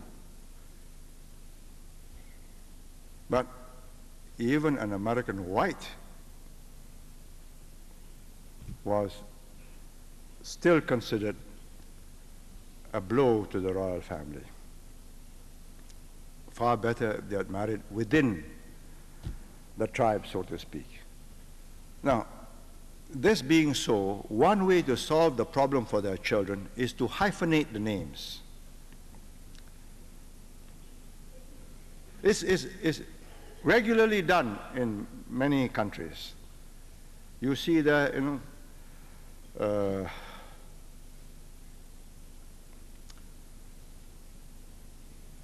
Smith Jones or some such combination, you put a hyphen. So when you bring home your boyfriend, he doesn't quite look Chinese, but he does look a little Chinese, and he has a name which is Smith, but he's also got, says Tan Smith, or so the resistance will be less. So in that way, we can meld into the next generation. Now, these are extremely difficult problems, but we got to face up to the problem and not dodge it. I read this young man today in the Sunday Times about how his mother is a Dutch woman and his father was an Indian, and you know, he doesn't care what people call him. I fully understand him, and I sympathize totally with his point of view. At the same time, I have to accept the world as it is. It is first how you perceive yourself. Next, how the other person, how your wife or your family perceives you. Third, how does the world, strangers, perceive you?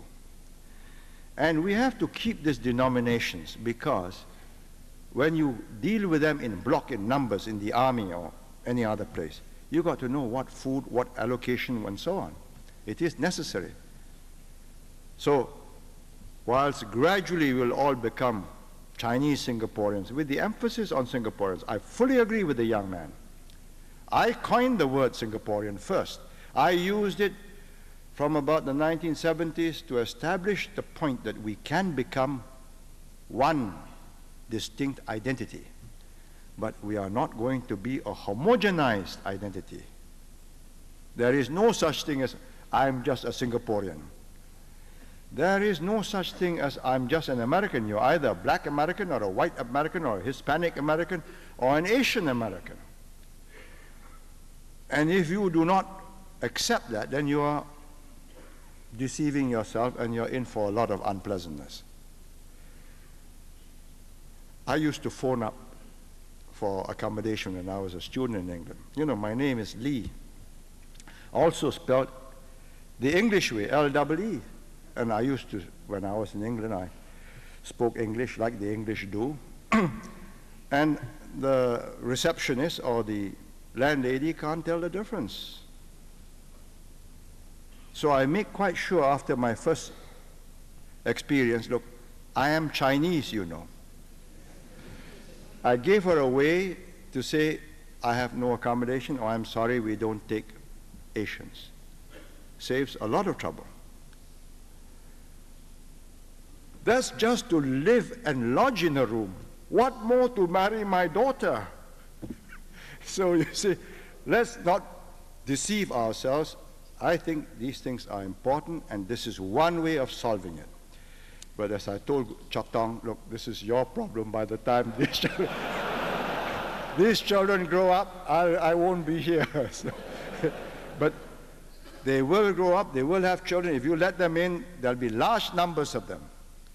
But of course, we are encouraged because, you see, the PAP has got several such families, ministers and non-ministers. Teh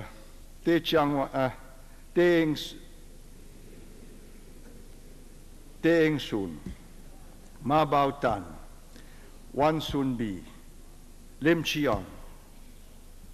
And let me tell you that all their children are doing famously in school. As you have seen, I mean, one won a President's Scholarship recently. So why do we want to turn these people away? Now, in their case, it's easy because she is something Tay, is it? Rosalind Tay.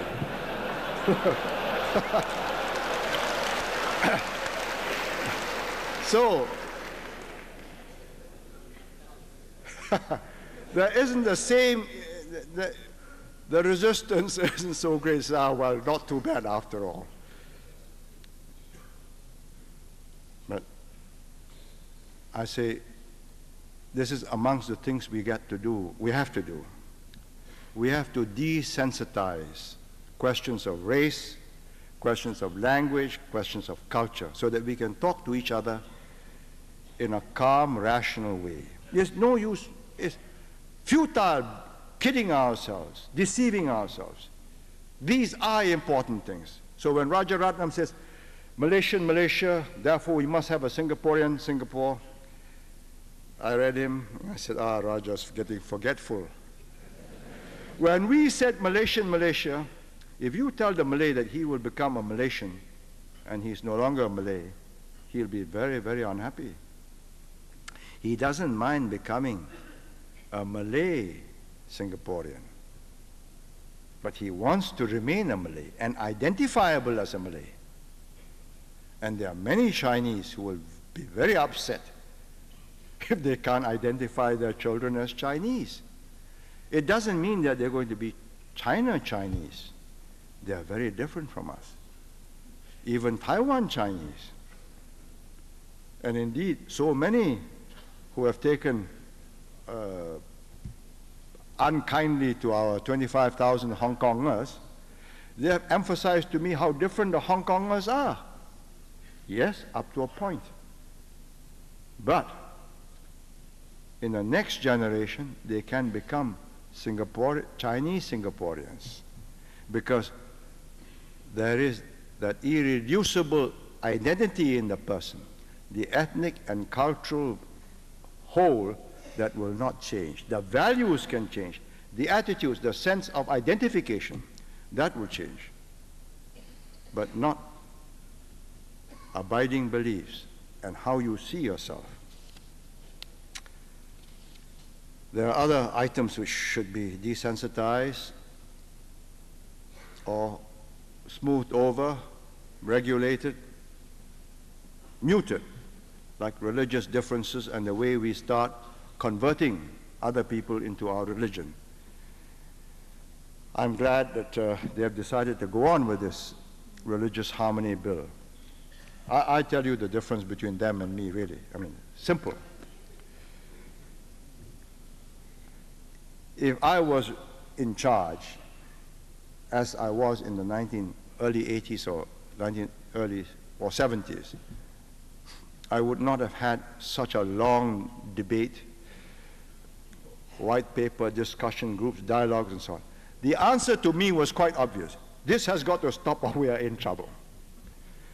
A bill would have been introduced, it goes to select committee, is thoroughly discussed and debated, is on, pass. And it will work. That's how we got here.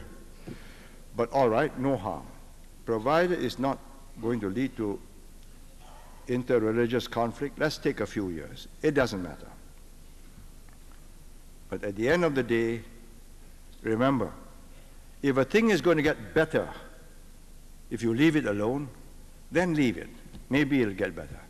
But if you know it's going to get worse, it's totally irresponsible to leave it. And that's the reason why I brought out unmarried graduates in 1983.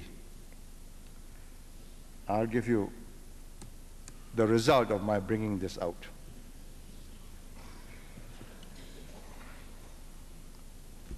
I brought it out in 83. At that time, only 37.6% males graduates married women graduates. By bringing it out, we increased 4% each year, 41, 45, 49. Then we slipped 1 year, minus 1.4%. Then we went up by 3.6. Then we stagnated last year. Now this year we've gone back by 1.5%. Now I know this is going to be a long process. We have made progress, right? But that's a long way from solving the problem. What does that figure tell us? This comes from the marriage registry. So the figures are absolutely correct. Wives' education, groom's education, bride's education. It means that 50% of graduate girls will either marry down, marry foreigners, or stay unmarried. It's a very unhappy position for any country to be in. Were we right or wrong to bring it out? I have no regrets. It caused a little unhappiness. People laughed at the idea of SDU, but let me show you how we produce some results. Now, when we started in 85, 1,300 joined. There were 7% of total unmarried graduates. Now in 89, we have nearly 10,000 who are 34% of unmarried graduates. In other words, the unmarried graduates know that they have a problem. I'm not saying the problems are easy to solve, but the recognition that there is the problem is the beginning of its solution.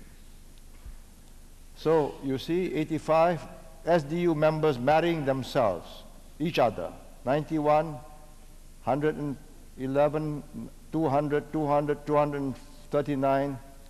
Now this year it seems to have gone down a little. First half year, well, maybe 240, same as last year. So some progress. I'm hoping that, of course, as a spin-off, they've met others outside, and so SDU can't claim credit. In fact, numbers have gone up.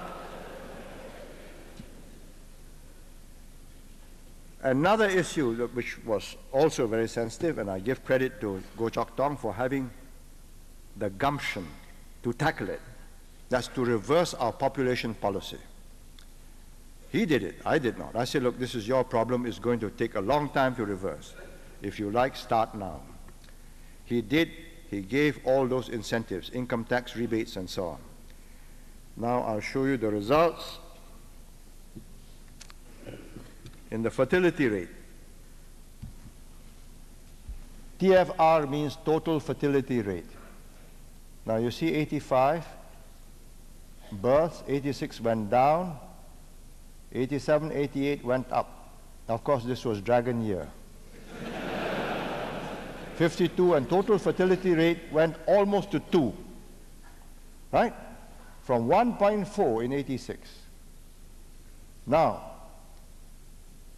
our pessimists thought it will go down back to 1.4, but it stayed up at 1.8, and last year it was about 50,000, and this year, first half, is going to stay around 50,000. Now, which means you take the flak. Yes, people grumble. Why are we changing policy? Because circumstances have changed, and a continuation of the policy will be criminal neglect of knowing something has gone wrong. So they took measures and results. A plus.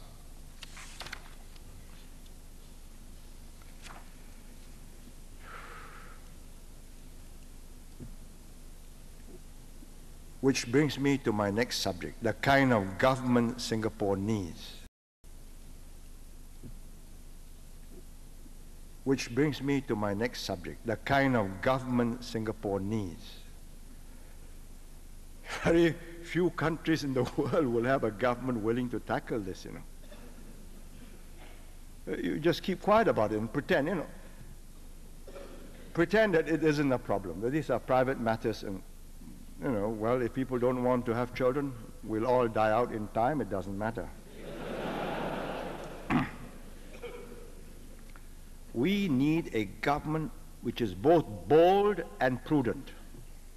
It must be bold enough to tackle difficult, sensitive, almost unsolvable ones. Very few governments have been able to turn around their population policy successfully. You give baby incentives, no response. We have given not blanket incentives, not maternity leave for the third child, which will encourage all the people who can't afford the third child to have one. So we give it to those who can afford. How do you test their affordability? By the income tax they pay. If they can pay that income tax, they can afford it. Give it back to them. It has produced results. That is the joy of working for Singapore. If it doesn't produce results, and year after year you make speeches and you keep on pushing buttons and nothing happens, I'm emigrating.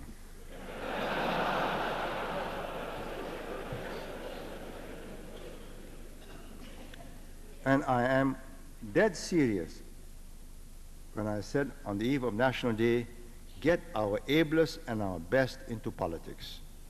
It doesn't happen in many countries. You know, in America, the ablest and the best become heads of corporations, each one a big empire. If you run General Motors or IBM, your turnover is about 50 times Singapore's GNP, and you can afford your private jet, homes, holidays everywhere. You can have castles in Geneva and go to Florida in the winter, or Palm Springs in California. The result is elected office is sought after mostly by those with some extraordinary egotistical urge. The ones who don't like to be seen kissing babies, pumping hands, running all around the place, making endless speeches, just stay in corporate life and do well. Of course, many of them are co-opted by a president to do appointed jobs, like secretaries for state, secretaries for defense. They are appointed, but not the senators. They have to fight for their seats. And once in a while you get an outstanding man, maybe 20%.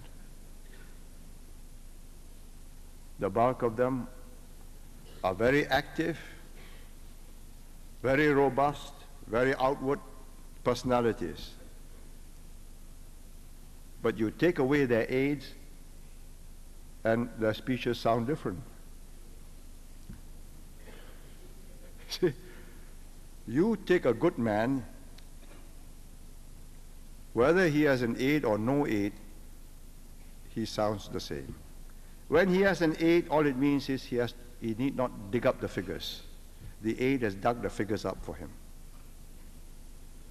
That's the kind of person we need in Singapore. And I say, avoid hypocrisy. My press secretary told me, sent me a note, he says, bad reaction in Singapore when I said pay the market rate, or close to it. All the executives say, ministers well paid. Let me tell these executives, do you want to do the job?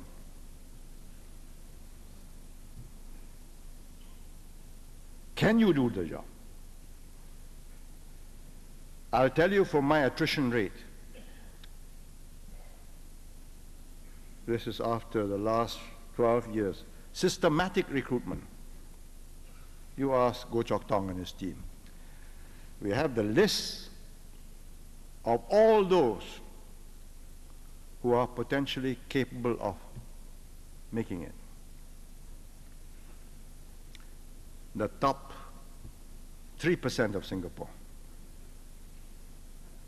Right? Successful, either in business or in the professions, or in the civil service, or in the army.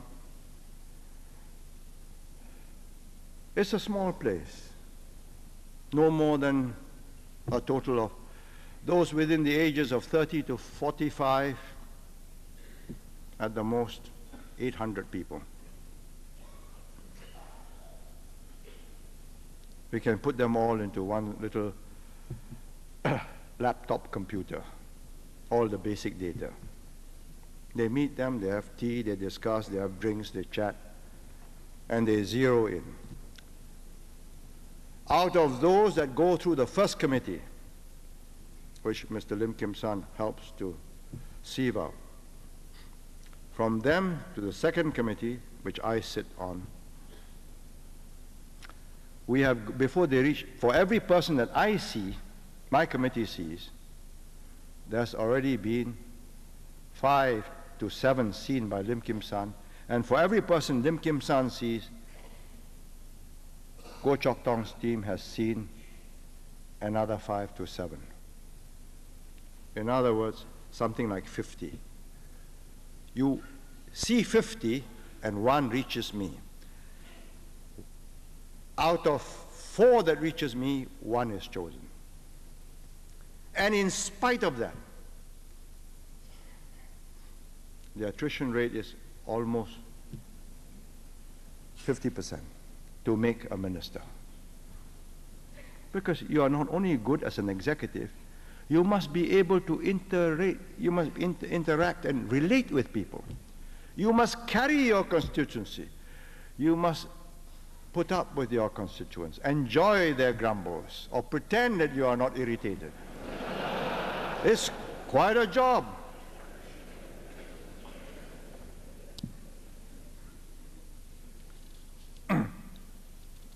We have got the system going. It's not easy to have established it. One key requirement is let's avoid hypocrisy and let's do this thing honestly, approximate the market rate. Try and get the government on the cheap, you end up with a cheap government, and you'll be sorry for yourselves. You cannot reproduce the 1959 generation.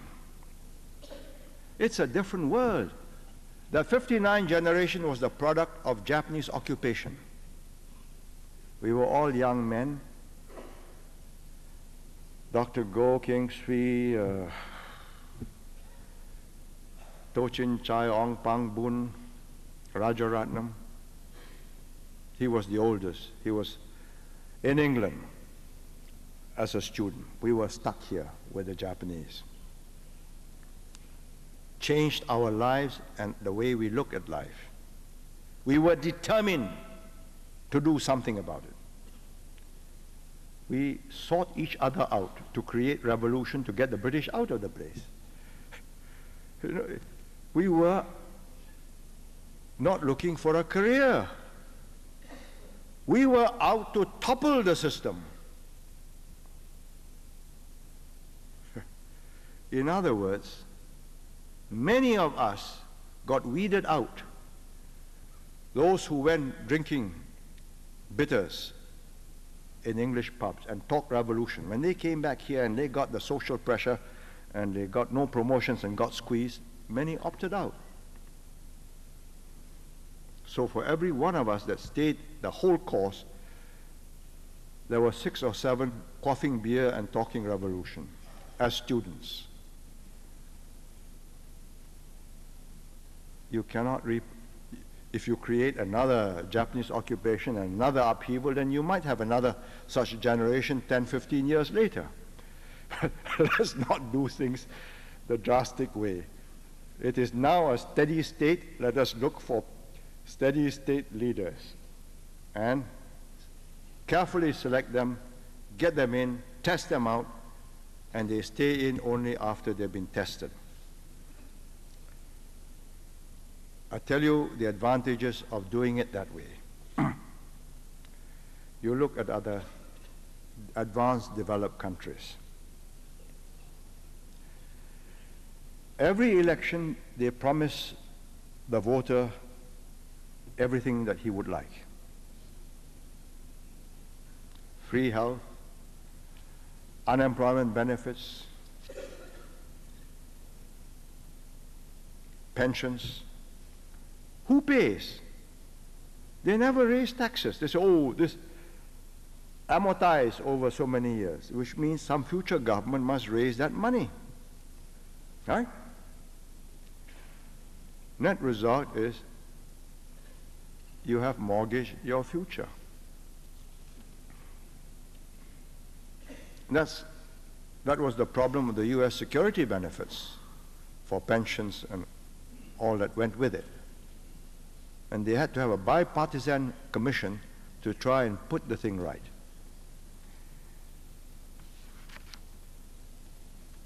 And in a one-man, one-vote situation, whatever you give away as a subsidy, free, you cannot take back. It's very difficult. If you don't believe me, you watch Mrs. Thatcher. She can't take it back. Yes, she's chopped down. You look at the national health, it's growing bigger and bigger. You can't chop it down. There'll be a revolt. So she's trying to start a second tier, private hospitals, and gradually get people to opt out. Tremendous rows with the opposition and from the public, who believe that equal medical treatment now is a sacred birthright. So you have NHS, National Health Service in Britain, Medi-Aid for poor people and Medicare for aged people in the US. You have Medicare in Australia. And I know Australia very well because Malcolm Fraser, when he took over from Gough Whitlam, knew that this was going to lead to trouble. Gough Whitlam won in '72, and he said, fine Labour government after 13 or 14 years. No, longer than that. Nearly 20 years. Liberal government, they came in, they legislated. It just blossomed forth, big budget. Malcolm Fraser came in and tried to trim it. Never succeeded. Today, the Australian government owes 117 billion US dollars in external debt. I read that they are smaller, the debt is as large as Brazil, and Brazil has 120 million people and Australia has 17 million people. But of course they've got gold, rubies, uranium, coal, oil, gas. Fortunately, but you need the Japanese to dig it out and pay for it. Now, we have avoided this. Very simple. For pensions, we have CPF. It's yours, it's your account. Safe. We pay for in this generation, not the next generation. For health, we have MediSave. Some of my colleagues, old guards, objected to this. Dr. To never agreed with this. He said, I went to China and all free. Well, I said, yes. And what kind of medical treatment? You mean Deng Xiaoping gets the same medical treatment as the worker in the factory? Or the regional secretary? Cannot be, isn't it? Because there are a limited number of top surgeons and top physicians. Only 10 hours working day, the outside.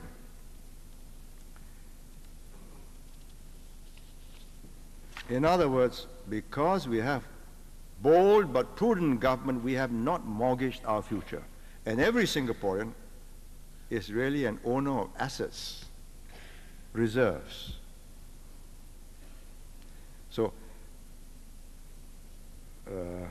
George Yeo told me, look, we calculate and say, when you take up Australian citizenship, you immediately owe so many $1,000 unpaid foreign debt. You become a Singapore citizen, you automatically have acquired so many dollars in assets. We hold assets. So I thought that's correct, but at the same time they say, what's underneath under the ground? Have we got gold, rubies, diamonds, opals? Well, there we lose, you see. But above ground, cashable assets, fungible assets, we have them. Which brings me to my final point. Life is a marathon. It's a figure of speech which Mr. Goto, an old man who's now died, recently died, last year, I think. He was the chairman of the Japan Productivity Center. And he explained to me productivity in very simple graphic language. He says, productivity is like a marathon race. You reach and win that race, and then you start another one immediately. That's another race on. Because somebody else has started something new, and you've got to chase him. I think that sums up Singapore's position. And then you start another one immediately. That's another race on. Because somebody else has started something new, and you've got to chase him. I think that sums up Singapore's position. We've got to keep a move on. Our finishing line, first finishing line, Goh Chok Tong and his team has put 1999. We want to reach the standards of Switzerland, not Switzerland in 1999 because we'll never be able to catch up, but Switzerland in 1984. Please remember that. It's not easy. They took 300 years to get there. We are going to do this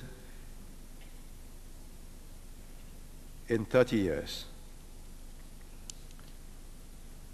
Why do I say it's like a marathon? Because at the starting post, we are all there bunched up. Everybody thinks he can make the finishing line and get a prize. So when you fire or flag them off, you see the pictures at a marathon, huge bunches of people, everybody puffing away, robust, optimistic. Take them back 1 hour, wait for 1 hour, and halfway point, you follow, see what happens. 20, 30 in the lead. No puffing, just striding away. Large group, few hundred meters, sometimes a few kilometers back. But at least they're going to finish the race, you know. Then way back are those, from the way they are puffing, you know they won't finish the race. No. 59, we started off all robust, all optimistic. Everybody thought, I got a chance for the first prize. So it creates a kind of euphoria. My son will be the marathon winner. We are now at about halfway point. They know. So when you start independent schools, you say, oh, what for? It's elitist. Because they feel that, well, you tell them, look, if your son can get in, we'll pay for it. Elitist. What's the real reason? I've been talking to my MPs. I said, have you put this argument up? He says, yes, they know, but they know that their son won't get into that school. So what's the point of having a special school? So I said, you put to them this further argument. From this special school, we will learn how to improve your school. Otherwise, we'll never improve. I said, but that's too long. It takes too long. By the time my son will have passed out. You see, the human being, he is only concerned with his immediate benefits. What does the government have to do to keep up the enthusiasm so that they will finish the race? That's the art of government. First job of a government is to equalize opportunities, right? Not equalize results. You equalize results, you're done for. Everybody gets the same, then you end up with what Deng Xiaoping calls the iron rice bowl. Nobody works, everybody does his minimum, very little rice in the bowl. So, what do we do?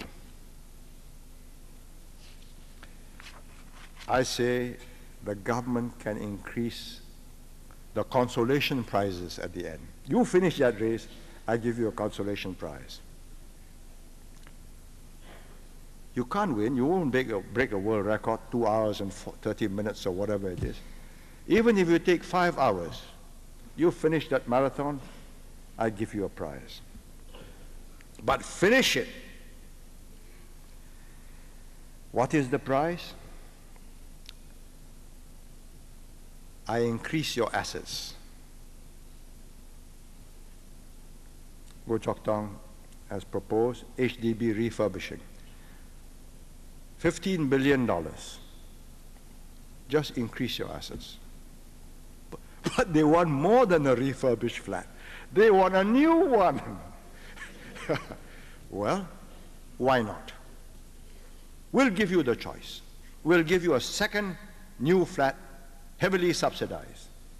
You finish that race. And I think we have the assets to pay for it. It can be done. It will take another 20 years. But it's a prize worth working for. Every Singaporean who owns a flat can double his value in today's terms within the next 15 to 20 years. In today's dollars. I'm not saying that inflated dollars in 20 years' time, but today's value, we will increase the value of your flat. It can be done. Dharabalan's a very careful man. He's worked it out carefully. Whichever way you want. Refurbish and you stay put, or you sell, he will buy back at minimum price. Market value or minimum. Demolish, rebuild. That can be done. Maybe it'll come up to $20, $30 billion. There's another step we can also do. Increase the value of your CPF. How? We are going to privatize and issue shares for PUB, TAS, MRT, some very lucrative companies. All CPF holders will get a discount for X thousand number of shares as against the market price. In other words, we are saying, look, I give you these assets. Then you can also buy with your CPF at issued market price more. But you can't immediately sell and take your profits because that will defeat the purpose. Because we found out when we gave the SBS workers the shares, they immediately cashed in 50 cents one share and they called it quits, which was foolish because it's now gone up to $4 or $5. So I think a time lag, but if you want to liquidate it and spend it, that's your prerogative, your privilege. In other words, in the next 20 years, we can make everybody worth twice as much, at least.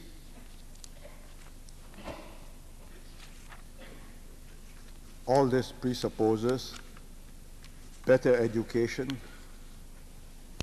better skills, nimble, able government, and ever-increasing productivity, and the next finishing line of the marathon.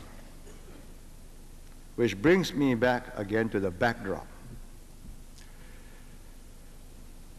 And at the moment is very uncertain. Iraq, the Gulf, oil. As I went through these 25th anniversary celebrations, I had a sense of the unreal. You know, we are generating so much euphoria, optimism. Is it justified? Yes, we have done well, 25 years. Next 25 years can be a very different and a very unpleasant world. Let's say the United States government gets trapped by the hostages and can't move, is paralyzed. So it becomes a long, drawn-out business. It's a very real possibility. You see American leaders like Henry Kissinger warning the government, you cannot be sure that the consensus and the support of the American public and the media will stay like this. And if you're going to wait for the embargo to cut down food and supplies of weapons and ammo, may take many months, if not years. Suppose they fail. And they say, well, all right, we go home. What kind of world will it be? It's horrendous to think of it.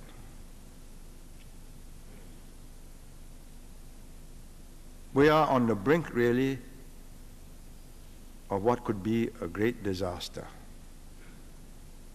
or a very painful, maybe even a costly exercise in international enforcement of law and order. Because without law and order in the world, this small, interrelated, interdependent world cannot survive.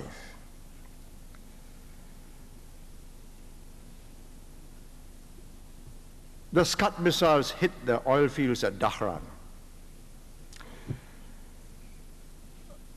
Richard who knows about oil fields, tells me that if the pumps are damaged, never mind the actual well, even if the pumps are damaged, it may take many months, if not years, to get them replaced. Meanwhile, no oil is pumped out.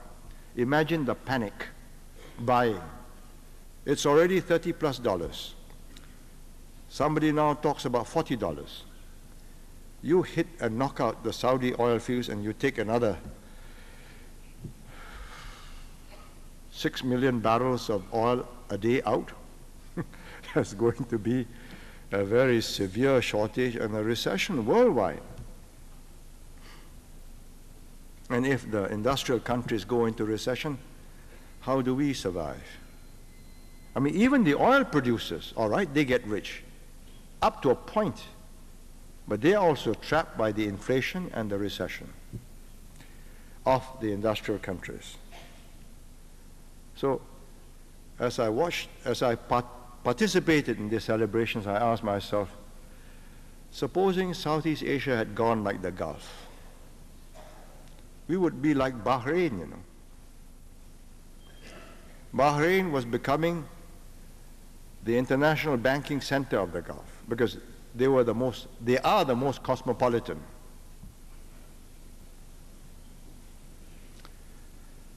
Now, MAS tells me that all money has been telegraphed outside Bahrain. Why risk it? In fact, out of all the Gulf countries, the Iranians went into Kuwait and may have got away with $10 billion of untransferred assets. And according to one report, the Palestinians working inside these Kuwaiti banks immediately helped the Iranians to transfer,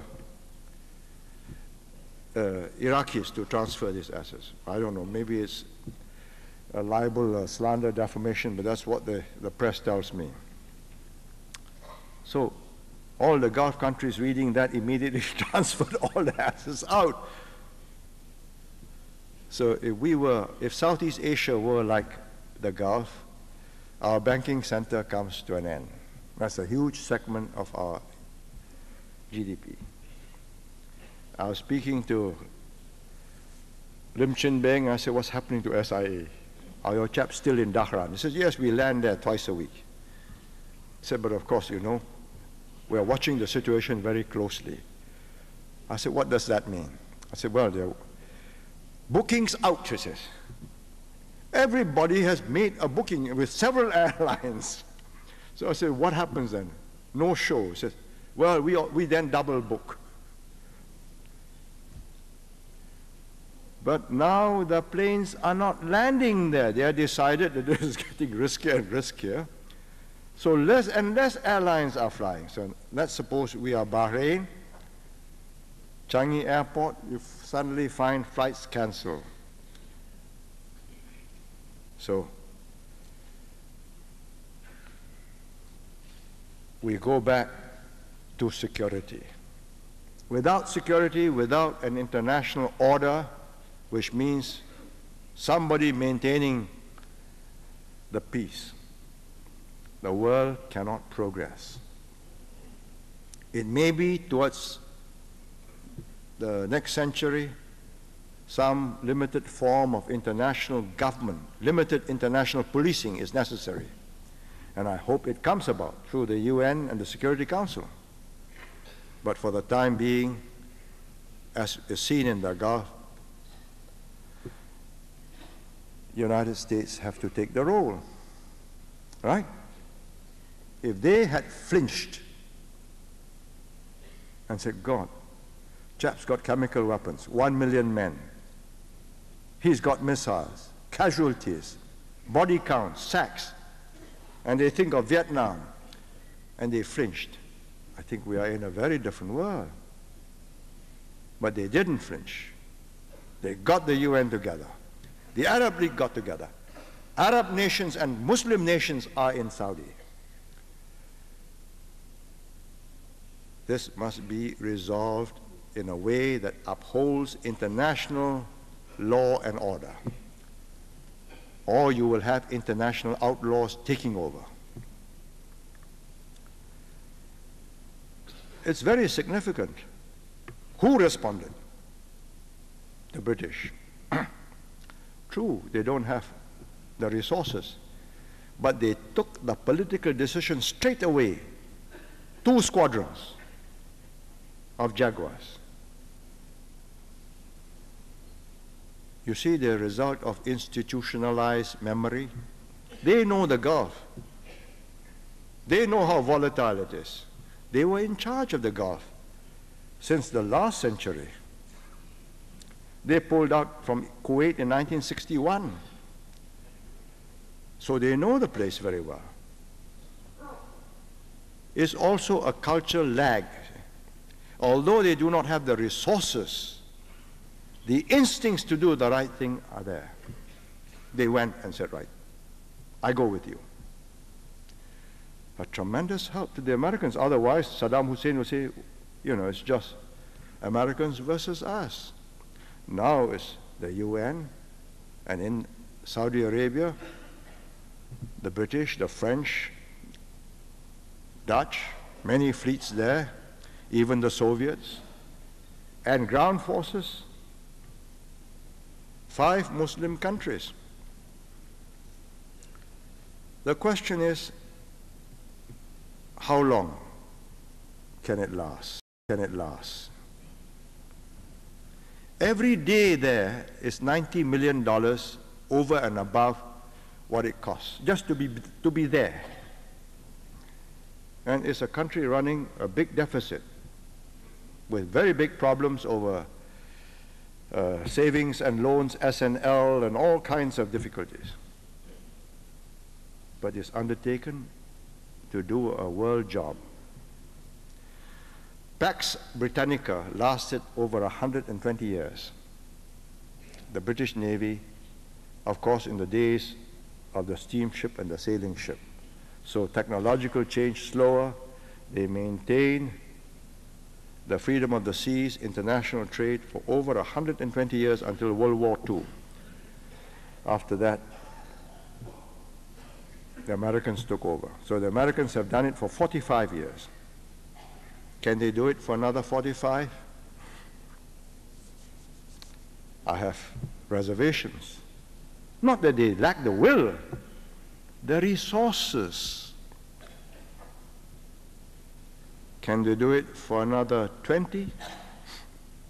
In other words, give time for the UN or some organization to take over. 20, I asked some American leaders, including the top military men, they said, well, possible 10 years. They are confident because they got the resources for, they got all the capital equipment.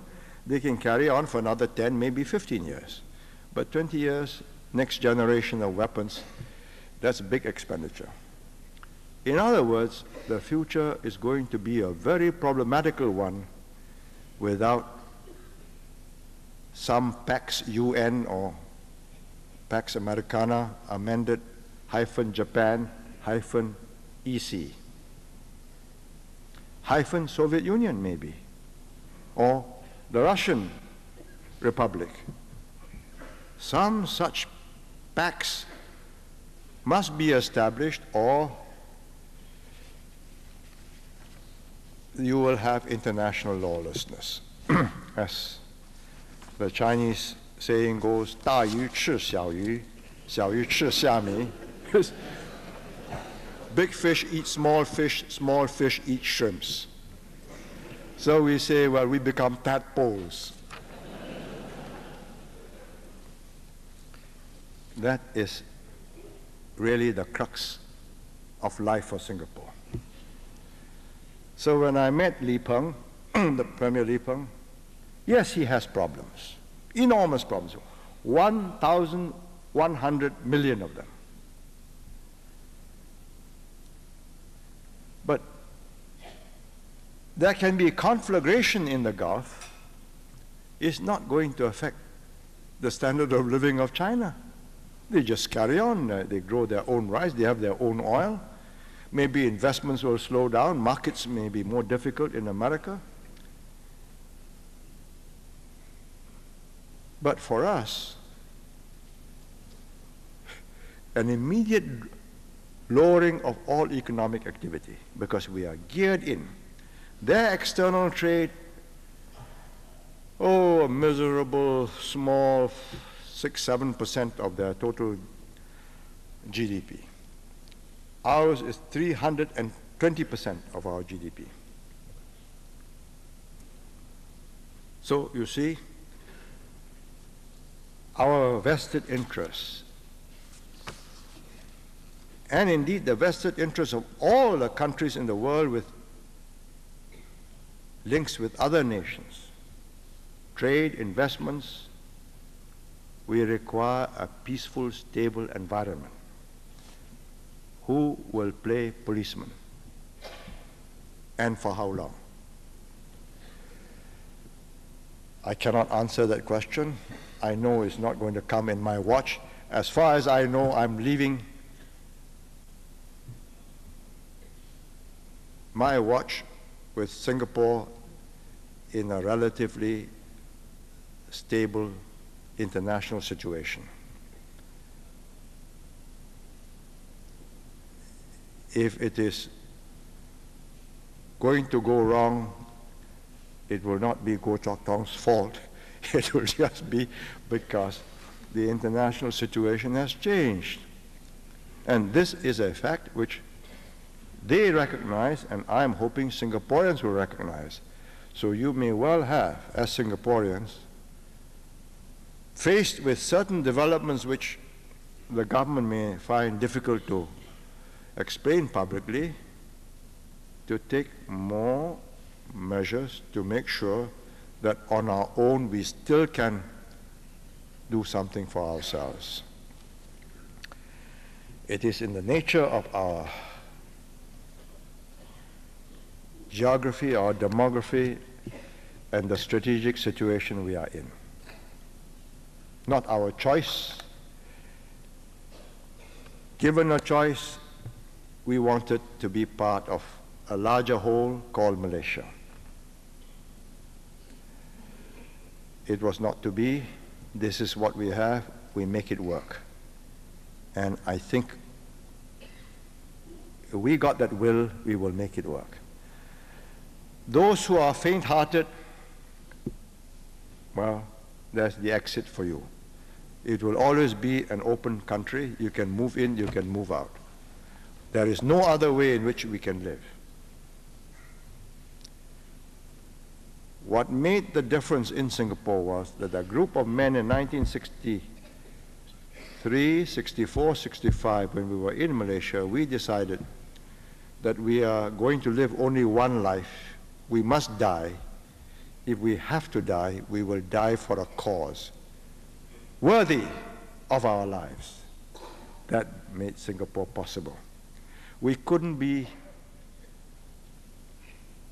placated and settle for less. To settle personally for a way out for yourself was easy.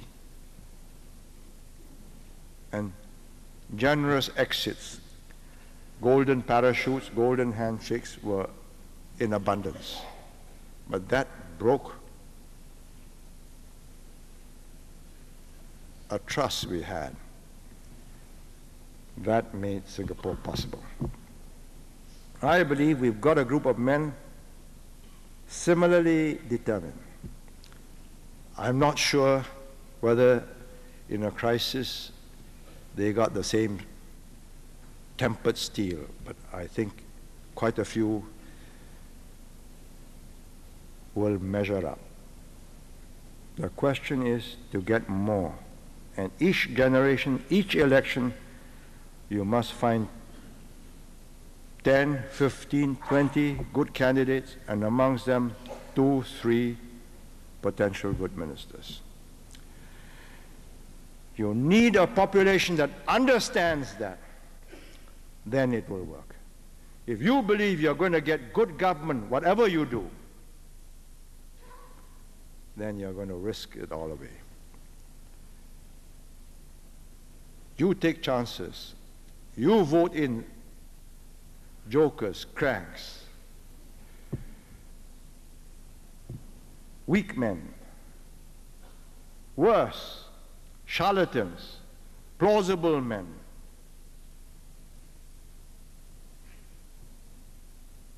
With some gift of the gab, you run a very serious risk of losing everything you have. So the final message I give to Singaporeans is, your future really depends on what you make of it. The government can give you that framework, can give expression to the will of a people, but the people must have that will. If you don't have it, there's nothing a government can do. I always think of Sihanouk when I think of a people. Even in the wilderness, all he had was a handful of men. So who has he got on the border? His son, Prince Ranarit, and a few others. Way back in Cambodia, before all this unhappiness took place in 1970 in the coup, a smattering of not very good performers. One of them, Son San, one of the better men. No people can afford not to have strong men at the top, especially young countries, vulnerable countries. You keep your strong men in your big corporations, let's say your banks or your TAS or SIA. Can they survive if the country is shaken? You need Singapore first. Then on that you can mount all your other operations. I'll just wind up in a few words of Chinese.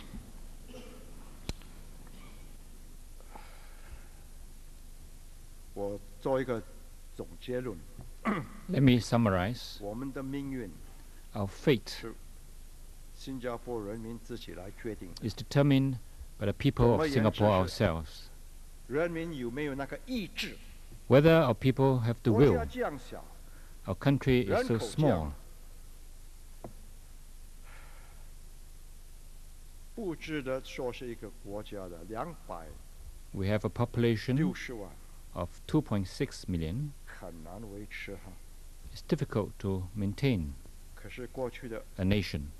25年里， But in the last 25 years, 我们证明 we have 有志 proved 者 that if we have the will, we would succeed. 不管将来的新加坡是面对什么难题， Regardless of the future problems of Singapore, 如果我们能够 if we 团结一 can 致 work together, united, 能够有理智的选择一个 and make a rational 廉 decision 洁、 for 效 an 率的、有 honest 能干 and 的政府， effective and competent 我 government, 们会有我们的办法。 we would be able to find our solution. 国破家亡， If the country falls, 这个是 the families will be destroyed. 大家要常常记住的。 That is something that we must always remember. 为了国家的生存， For the sake of the survival of our country, 25年后的新加坡是怎样的新加坡？ what kind of 很难 Singapore will 预 be 测的 in 25 years will be 因为我 difficult 们 to 没有办 imagine. 法预测 Because 25年 it 后 is 的 not 世界是 possible 怎样的世界， for us 是 to 不是有 predict with any degree of 和平 certainty 共处的一个 what 世 kind 界 of world it will be in 或者 25 years, whether it will be a peaceful world 强国 or a world 压小国的一个国 where 家。 the bigger countries or more powerful nations suppress the weaker ones. 所以这个波斯湾的危机是 And therefore, the Gulf 相当 crisis 重要的，决定 is an important event 将来的世界是 which will 怎么 determine 样的一个世界。 the kind of world that we're going to get in the future. 我希望这个 I hope 危机 that the crisis 解决的办法是维持 will be resolved 世界的 in this way, 安全、 that the world 安宁， will be peaceful, 国际的法律一定 that 要 international law and order will be 每一个 maintained 国家、每一个政府 and respected 遵守的， by every country of the 不 world. 能够以为 We cannot 我有化学武器， allow 所以 any country to get away with the idea 能 that 够蹲下去 if。I possess 我的小 chemical weapons, I shall be able to 这个 devour 不是 a smaller 发财 country. 致富的一个好办法。 This is not the 如果 way 你让一个 to 国家这样 prosperity. 发财， If we allow a 那一 country 连串 to succeed in this course of 爆发的 action, 用武力的，美国跟 there will be the end 西方国家 of the world. 从1945年 Since 对 1945, 抗共产国家， US and other countries have countered communism. 阻止他们用武力 They have prevented 霸占其他的有财富的国家， communist countries 才有今天的这样 from 的事。 taking others by force. And this is why we have the world 所以 today. 希望 And 新加 therefore, 坡 it is my hope 要 that 新加坡 Singapore 人一定要常常记住的， and the people of Singapore will always remember this. 我们虽然小， Although we are small, 可是也有我们的办法。 we have 麻 our 雀 means. 学小，五脏俱全。 Although the sparrow is small, 只有要一个 it has 志 all its organs. 那希望 As long as we have the will, we will succeed. 将来的新加坡人 We hope that the future Singaporeans 和过去的是一样的，有那 will 样的 be as determined as the Singaporeans of the past. 自尊心，敢做。 They will have self-respect 那谢谢 and the courage 大家。 to 晚安 succeed. Thank you and good night.